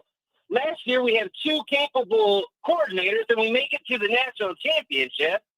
This year we obviously have a moron and ass running the defense who has no freaking clue what he's doing out there. He looks, dude, I can't even explain to you what he looks like on stream when they show him. Yeah. It's just like NBC does a good job trying to like not point, like they don't show the A&M fans, you know, and they did a good job of trying to make Notre Dame look good on Saturday. They can't show us anymore. He looks like he's completely lost out there. Yeah, it is. It's really, and you know, Josh, what hurts is you had hope after Miami with the 2-week window before A&M. That was the window where, oh, what about this, Josh? Week 1, games 1 to game 2 is when teams make the biggest jump and get better. Like, I mean, I was kind of hoping for that, and you had a half a month to do it, and you got worse. It instills no confidence. None. Right. That's because they got more of that defense installed. They got worse because they didn't put more of that same defense in. The offense made a great jump, I think. The defense made a great jump in the defense, which is bad, so they were even worse. This whole defense is completely wrong. They're doing things that I've never seen defenses even do. They're not putting any pressure on the quarterback at all, at the same time running a zone in the back. What are you doing? Jeff, I love you to death. I'm gonna see Are you Saturday, about, no matter what. are you about to get ran over by a truck and just end it all? Yes, I am. I'm surrounded by a grader, a roller, and a mill right now. So that's how pissed off I am, though, John. Like, in all of that, I stopped doing everything I do. I everyone's looking at me. They know I'm yelling at you right now in the phone. Good. They're all stupid Ohio State fans because they're from Ohio. None of them would even talk to me when I showed up to work this morning because they knew. Yeah. They knew it was not good. Well, So, Josh, listen, man, we're going to all hang out Saturday. We're going to be together. I'm telling you, man, I just need a hug from you, bro. I just want to see you and give you a hug. That's all. We don't even have to talk because we know what's going on. I just want a hug from you, a warm embrace from somebody I care about. Can I just get that? Yeah. It's going to be one of those things where, like, everybody's going to be emotionally okay when they get there, but then when we all see each other, we're all just going to start crying because we know we all have that same hatred for Chris, like the same like feelings of just despair that we all have now because every single year we're just one thing goes catastrophically wrong and it ruins the whole year. I hate it. I can't stand it. Yeah. Well, Josh, hey, thanks for taking time out of work to call. We'll see you Saturday, buddy. Yeah, I'll see you Saturday. Love you guys. Go Yeah, Irish. have a good one. Beep, beep, beep. John, be honest and not get emotional with your answers. Notre Dame a top 25 program, and where do you think they fall? Well, this is where I got a clarifying question. A top 25 team right now? No, you don't deserve that. A top 25 program is a tougher question because that's not a top 25 team in this year is different than zooming out and asking if it's a top 25 program overall. But a top 25 team like in the rankings this week? No, you don't deserve it. I don't care if you're playing the 85 Bears week 1 and 2. If you're 0-2, you don't deserve it. And I know other teams are playing high school teams and winning or whatever, but you can't lose. You just can't lose. Speaking of losing, rest in peace to all of the Notre Dame / Chicago Bears fans that are in my orbit. I thank the good Lord every day that I am not emotional about the Bears. I follow them closely. I love consuming the media, watching all the games and the reactions because it's football that's relevant to my geographic area, but I have no emotional connection. The Bears don't mean anything to me. It's just not personal. But I know a lot of people that are, they are struggling between Notre Dame and the Bears. That's a lot of losing. That's a lot of losing. 0-4 so far. It's a bad start, bro. It's a bad start. And by the way, you guys, I'm trying to get some people in that were on hold after the game and didn't get on the air. I'm trying to be fair with that, judicious. It is hard. It's an imperfect science. So I'm trying to bounce around and give some people that I know waited and didn't get on the other night. I'm trying to do that. SPF. John, they're saying that because you're all over the LSU page when we lose. Oh, I absolutely am. I'm all over it's a fun hobby, man. When a team loses, you go troll the other side. I haven't been able to do that. That's absolutely fair. Absolutely fair. Ash has 3 big games that'll determine his career. Arkansas's offense is legit. Bobby Petrino, the next head coach for sure. USC and Riley. I would even say Angeli and Syracuse. I'm standing by my statement. If you're going to play defense like this, you can lose to any team you line up against. And when you have a new quarterback, there is no guarantee his ascension is going to be constantly upward. You could have some games where some rookie stuff just goes wrong. You combine that with the bad defense, you're losing that game. And that could be any team on this schedule. Any team. SPF. John isn't hiding, but he's not posting on X this season about LSU and BK. Well, yeah, they're winning. There's nothing I could say. SPF, you're all over it. I don't. You know my deal, and you're accurate about all of it. I can't say a word. It hurts me every day. I can't say a damn thing. Going for it. John is so mad Brian Kelly's more successful this year. Ha ha. Breathe, bro. 100% correct. Like, what do you want my comeback to that to be? Yeah, you're 100% correct. Every waking moment that I'm awake, that is in my mind, pissing me off.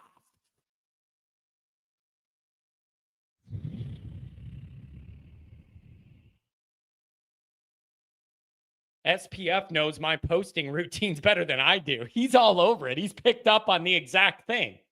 He's picked. And you know what else too? I admit this. I have dialed back being on Twitter a little bit. It is truly an unhealthy place. I've dialed back the Twitter. It's good for promo. I post my shows and little stuff. It's bad for my mental health in a lot of ways. Like, I have had to take a little step back from Twitter for my own sanity lately. Because it's tough out there and it's not a healthy dynamic at all. And you know what else I think about? I'm 40 and I struggle with that when I live in internet existence with YouTube and everything I do is internet. Man, I'm 40 and I struggle with that. I feel bad for young kids trying to find their way and grow up and being a teenager or whatever. And in this dynamic, I know that's what they're used to and I'm not because I didn't grow up in that. But man, it is a dark place. And the other thing you all got to understand, I know you do, you're a smart crowd. The other thing is, you got to understand the way these social media companies act. The extreme stuff drives the traffic. So I think you have like 95% of the population that's kind of like normal, living their lives. And then you get these extremes and that drives the wedge between people and like gets people mad or whatever it is. And that's the stuff that gets promoted because it's so controversial. No matter if it's politics or just society or a sports take, entertainment, whatever it is. They know the more outrageous the thing is, the more to promote it to generate the rage traffic. And it's garbage and it's poisoning our brains and it's making everybody hate each other when I think most people are more common than they are different. That's my thought. But what do I know, man?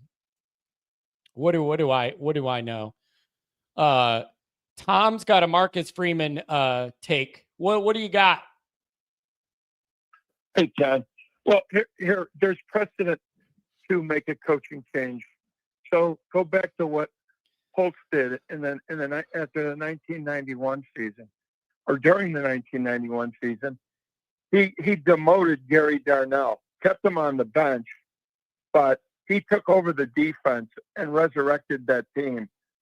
And that was going into the Sugar Bowl that year against Florida, the one they were 18-point underdogs on, and the game that Bettis ran wild. So there's precedent. He did it with Rick Minter too, when he brought Rick Minter in.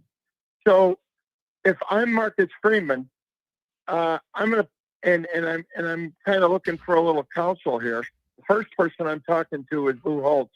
The second person I'm talking to is Mike Mickens.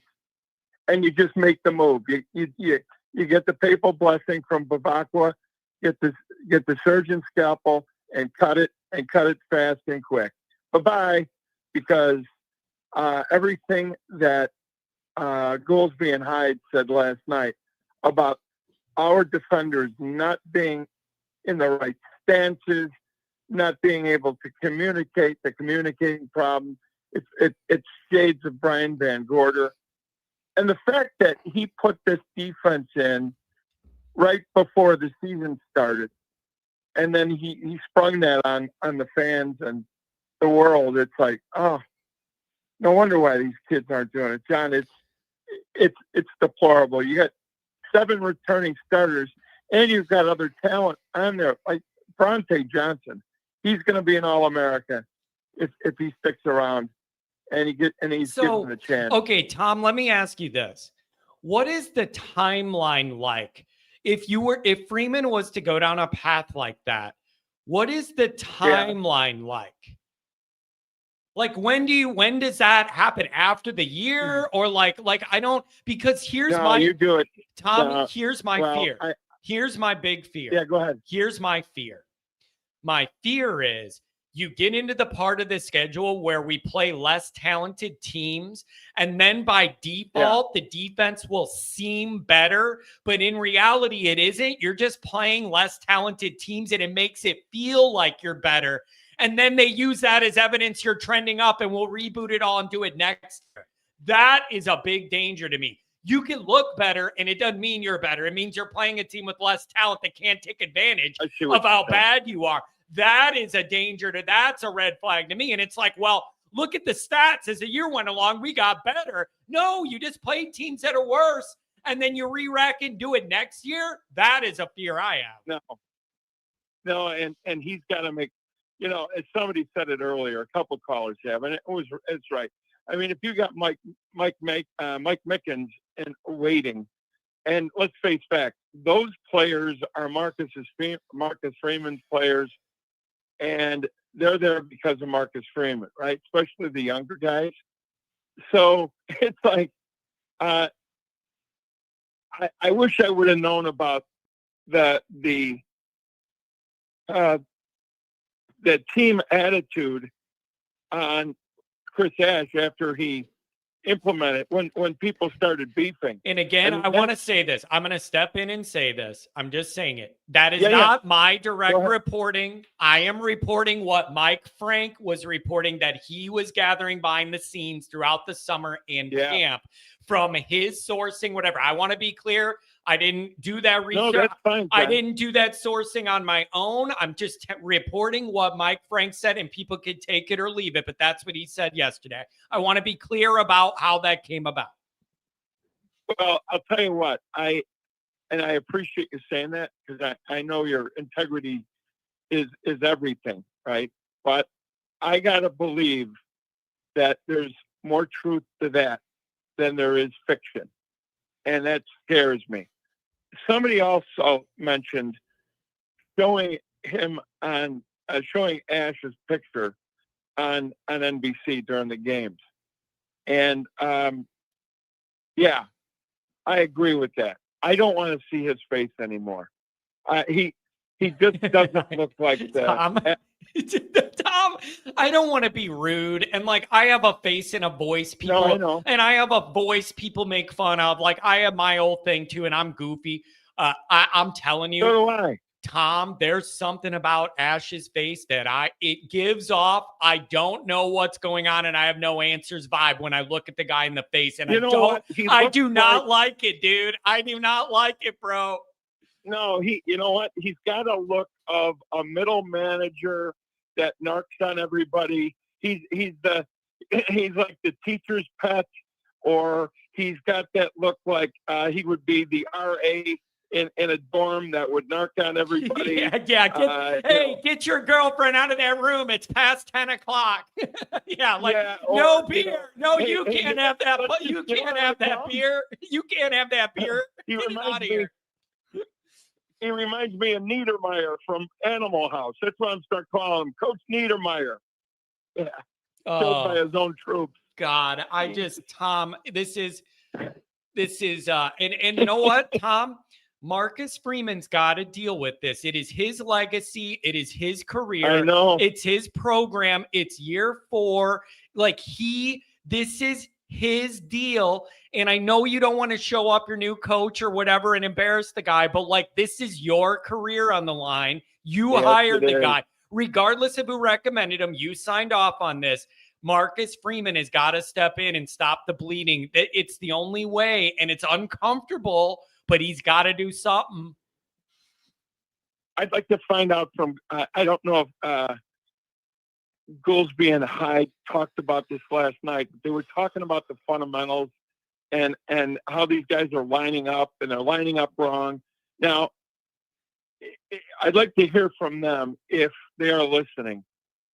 Is there a way to implement Al Golden's defense? I'm sure it is, where Marcus says, okay, you know what? Ash is out of the picture. Just as an argument, just for sake of an argument, hypothetical.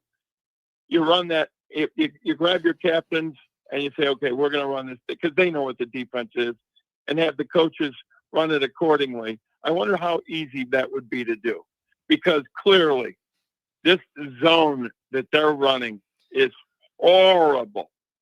I mean, we make every quarterback look like a Heisman Trophy winner. Yeah. And it's not that, Marcel Reed had, he's got talent, pretty good ball player. Somebody said earlier that if if it was a really good quarterback, they'd have put up 50 points on us. Yeah, I could see that. And it's demoralizing. The longer this goes on, the more cancer. Yeah, like I said to you Saturday night, how soon is it before Marcus Freeman loses this team? I don't want him to lose the locker room. So he's got to take control of it right now. Yeah, and the only thing you could do is find a way to beat Purdue. Like there's Tom, the thing is, you can't let 0-2 make you 0-3 and 0-4 because you're sad about 0-2. Like, I can complain about it all I want. They got to go find a way to win a football game. And the problem, Tom, is it is going to be a sleepy, miserable afternoon in Notre Dame Stadium. No one wants to be there. Everyone I know is mad. They already bought tickets and paid. They're all upset. It's going to be quiet. There's no energy. No, Purdue excites nobody. Like, it's going to be a dire atmosphere, and you got to find a way to go win a game and get on the winning side of the damn ledger. Yeah. Well, John, I'll tell you what. I understand that, and you got all that money laid out for Saturday, and but at the end of the day, a bad day at Notre Dame is better than a good day at work. Hey, I'm excited to see our people, Tom. It'll be good even if we're upset to just see people and be together. I'm looking at it that way. Absolutely. Listen, John, thanks for taking my call. God bless. Go Irish. Keep your heads up. We're going to be all right. Have a good one, man. He sounds a lot better than he did Saturday night. He was upset. East of the Bend, $25 holler. I'm not sure.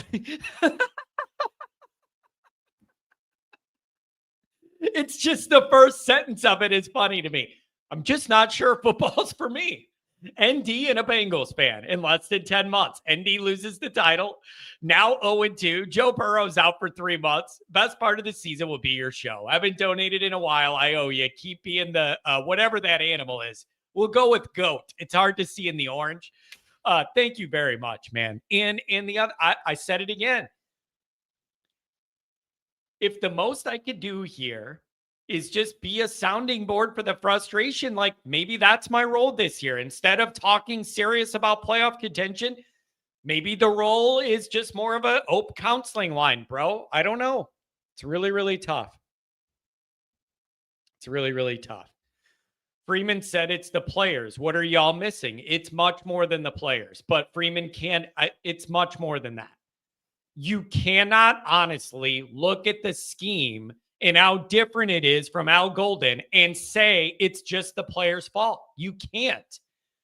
You can't do it. It's both. It's the scheme and the execution. It isn't one or the other. They are married. It is both. But it is clear visually how different the defense is structured, and the results, you are one of the worst defenses in America. It is the coaching and the execution. Speaking of that, from Andrew, can you give Mickens to me for the first time? The secondary is supposed to be the best unit, and it's the worst by far. Absolutely. All that credit that you were giving Mickens and we wanted him to be the DC. I still think it would have been better than this because there's no way it's dead last. But yeah, I mean, Mickens, we spent all summer saying, oh my God, look at Mike Mickens. Notre Dame. How many times did I say this on this show?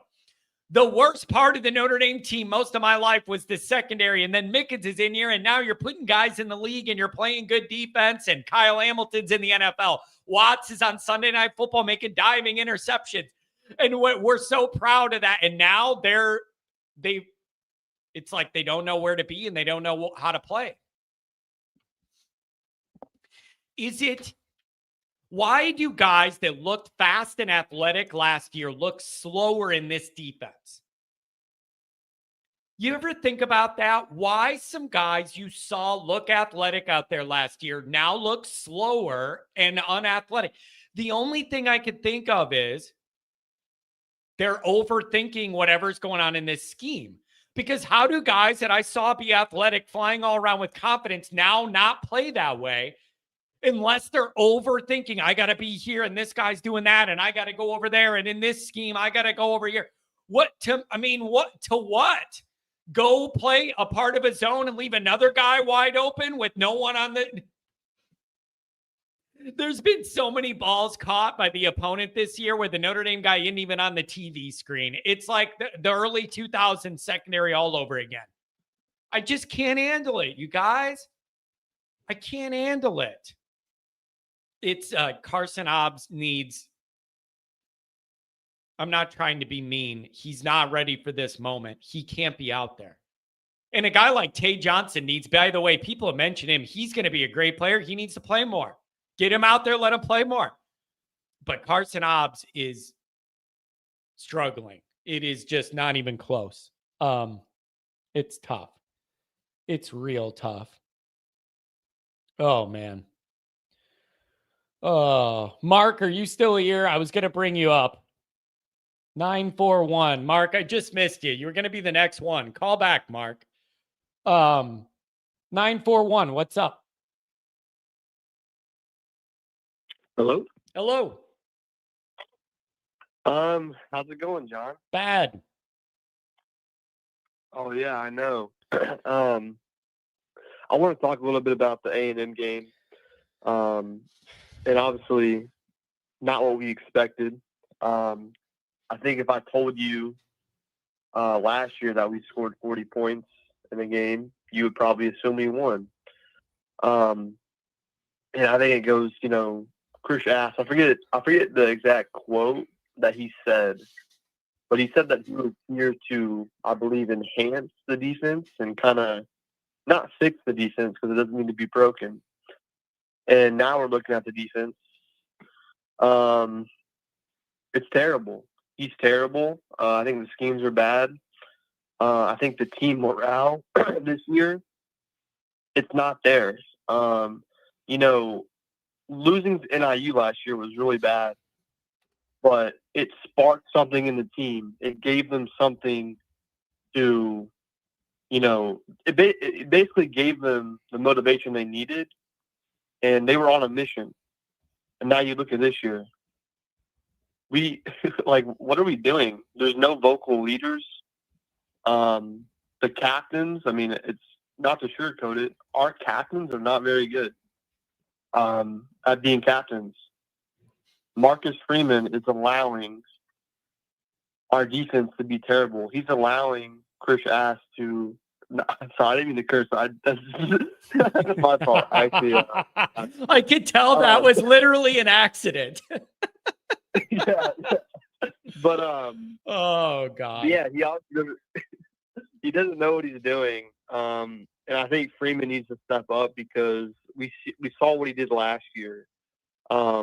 He's obviously a great head coach, but good head coaches need to step up and do their job, because I correlate this to Georgia, right? If Kirby Smart saw his defensive coordinator giving up 40 points, he would be in his face, I assume. He would be giving him, some motivation. That's all I gotta say. Yeah. And I just don't see the fire in Freeman. You look at last year, we were 9-1 playing service academies, and the reporter asked him, "What do you want to see out of your team?" And he says, "Violence." Where's the violence this year? There's no passion on the field. It just doesn't look good, man. Yeah, it's real tough, and you got to figure it out real quick. So the best thing you could do is find a way to be Purdue, so then you get a win, and everybody will feel, even though you have bigger picture problems, like everybody's in a better mood arguing about it after a win. Like that's really all you could do right now. So I don't know, man. It's tough. Yeah, it definitely is.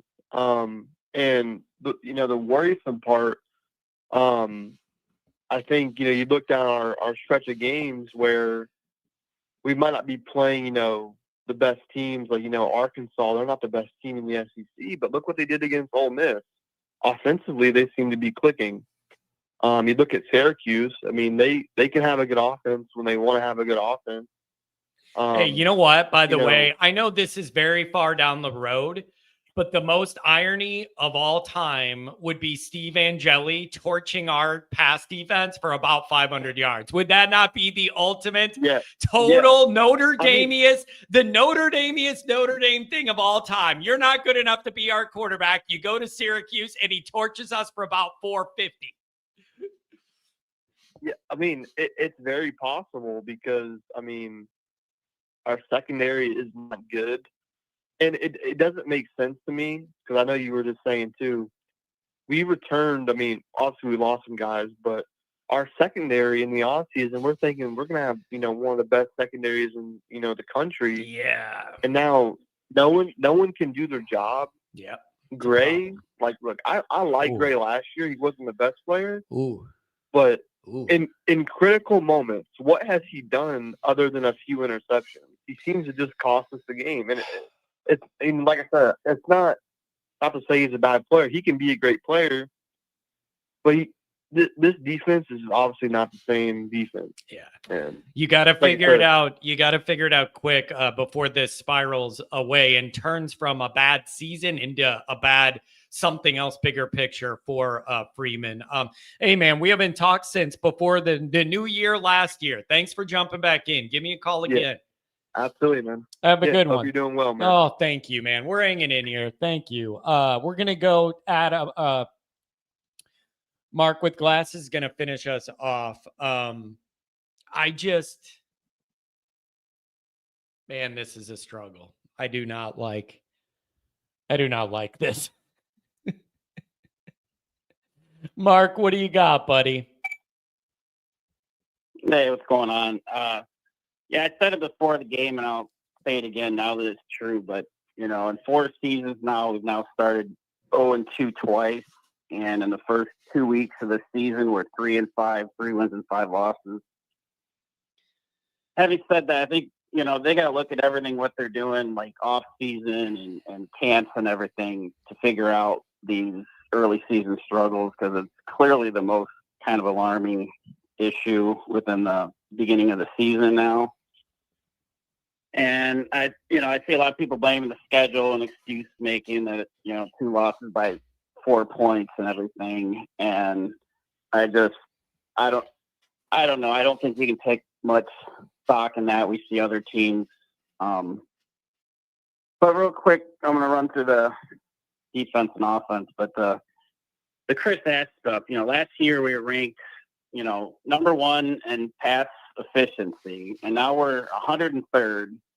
We were one of the most complete defenses last year, and tons of different categories, including first in turnovers and, second in fumble recoveries, 5th in interceptions. And we really went from making plays to just playing back on our heels. And if you even go back 2 years ago, the defense was ranked, I think, top 6 in 8 or 9 different categories. And, there's, now we're 113th in passing defense, 105th scoring defense, total yards given. Every category stinks. And there's stats I haven't even heard of, like points per play, yards per point, all this stuff. There's 100 teams better than us in all of those categories. And it just stinks any way you look at it. So yeah, it sucks that, the offense, the running back had over 200 total yards and 4 touchdowns. So that's a lot, like how we expected things to look. Carr had almost 300 yards. Raritan and Fields played good. But I think the offense overall feels a lot worse than it actually is, because we're not seeing the big plays. We're not used to Love, having under 4 yards to carry. I think we've got 1 pass play over 40 yards. So I think it feels worse than it actually is with the offense. But yeah, these are all my freaking Post-it notes I'm just rattling off. But we'll see where it goes from now. But so Mark, what do you want? What do you want Freeman to do? Well, you got to do something. You cannot just idly sit by and hope it gets better in a week. What do you do if you're Freeman? How do you work around or out of this? I think probably the simplest answer is you get more involved with the idea in mind that he's not going to be around. And, I don't know, I mean, obviously I'm fine with canning the guy, but like realistically, however you do it, however it looks, he's got to get involved because ultimately Freeman's ass is on the line with, with the results. So he's got to kind of act accordingly. But so yeah, he just got to roll up his sleeves and get involved some way. Something's got to change. But in regards to the tailgate, just want to mention, since I've been alive, it's been quite a few 5-win seasons, a 3-win Weiss season, a Brian Kelly 4-win season. And I'm coming to this damn tailgate, and the beer's still going to be cold, last I heard. And when I grew up, my dad bought tickets to games. We went. My first game, we were 1-3 when we went, and they finished 5-6 that year. And going to the game was never attached to the team's record. So, I'm planning on showing up. I'm walking in like I've done like every other time. Like, yes, it sucks. And, we haven't lost to Purdue since the 3-9 year. So we definitely can't let that change now. But, Yeah. I think this week, we'll, like we could all use getting together, having some fun. And We're going to try. maybe this thing gets, maybe it turns around and, we win some games and like, who knows? Yeah, we'll see. We're gonna have a good time with our friends no matter what. So I'm sure I'll talk to you tonight on Raw, but safe travels and we'll see you Saturday. All right, hang in there, everybody. Yeah. And I'm gonna say one more thing as we wrap up here. And this isn't directed at any individual, but just kind of overall. With the limitations on viewing fall camp, like everybody's reported, it's the smallest amount of time any of the media has gotten to view what's going on in fall camp. And every year Freeman's been here, they've pulled back the access more and more from the media. So with the tiny windows people get to see, you are reliant upon the staff and your sources there to tell you what's going on. We need to be done believing anything that comes out of fall camp. And I know it's really, really hard to do that because you're starving for football all summer, then camp comes and you want to hear all the information. I was told there's no windows to throw in this defense, pass defense flying all over. They're making plays. The defense front's going to hunt all this different stuff. There's the quarterbacks are struggling because there's no windows to throw in. I am done believing any of this stuff. Any of the hype, any of the whatever. I am absolutely done with it. And don't let the Indy media tell you how to think and feel. If you got that hate in your heart, let it out. And I don't even blame the media because they don't have access to all the key stuff going on. And then you're relying on what you're told. I believe none of it. You can't believe any of it. Believe what you see in the first game. But everybody hanging over the latest report of the scrimmage or whatever, I don't believe any of it anymore. They told you the defense was going to be elite, carrying the team. Now, when does Freeman speak? 11:30 or whatever? Is that what it is? Like, I don't know what this guy's going to say. And I want to see if the media nails some of this stuff hard. Someone's got to have the stats in their hand and say, last year, you were like the best defense in the country. Now you're the worst. Explain yourself. Explain yourself. Honestly, is that not one of the questions? It's not even an opinion. It's a fact. You get up there and you say, you were one of the best. Now you are one of the worst. Why? How? And how does it change? This is going to be my first home game. I have good vibes. CNEP, God bless you. Your first home game, and it's going to feel like your grandma's funeral in that building. There is going to be no vibe. There's going to be no energy. No one's going to want to be there except for the people from West Lafayette. And because it's a sleepy day game, that girl is going to be on the mic screaming at you to like cheer, and no one's in the mood for it. But she'll be screaming her head off with that screeching tone for you to be able to cheer and get up off your... No one's in the mood for any of it. Thank you for being here, even though we're all miserable. I love you guys. I love this chat. I appreciate even the trolls. Thank you for the donations. Thanks for all the views on the night show with Goolsby and Hyde and everything I'm doing. I really appreciate it. You guys are great. We'll see you on Raw. And if you want to get all those film breakdowns, promo code Irish and you'll get it all. Thank you guys very much.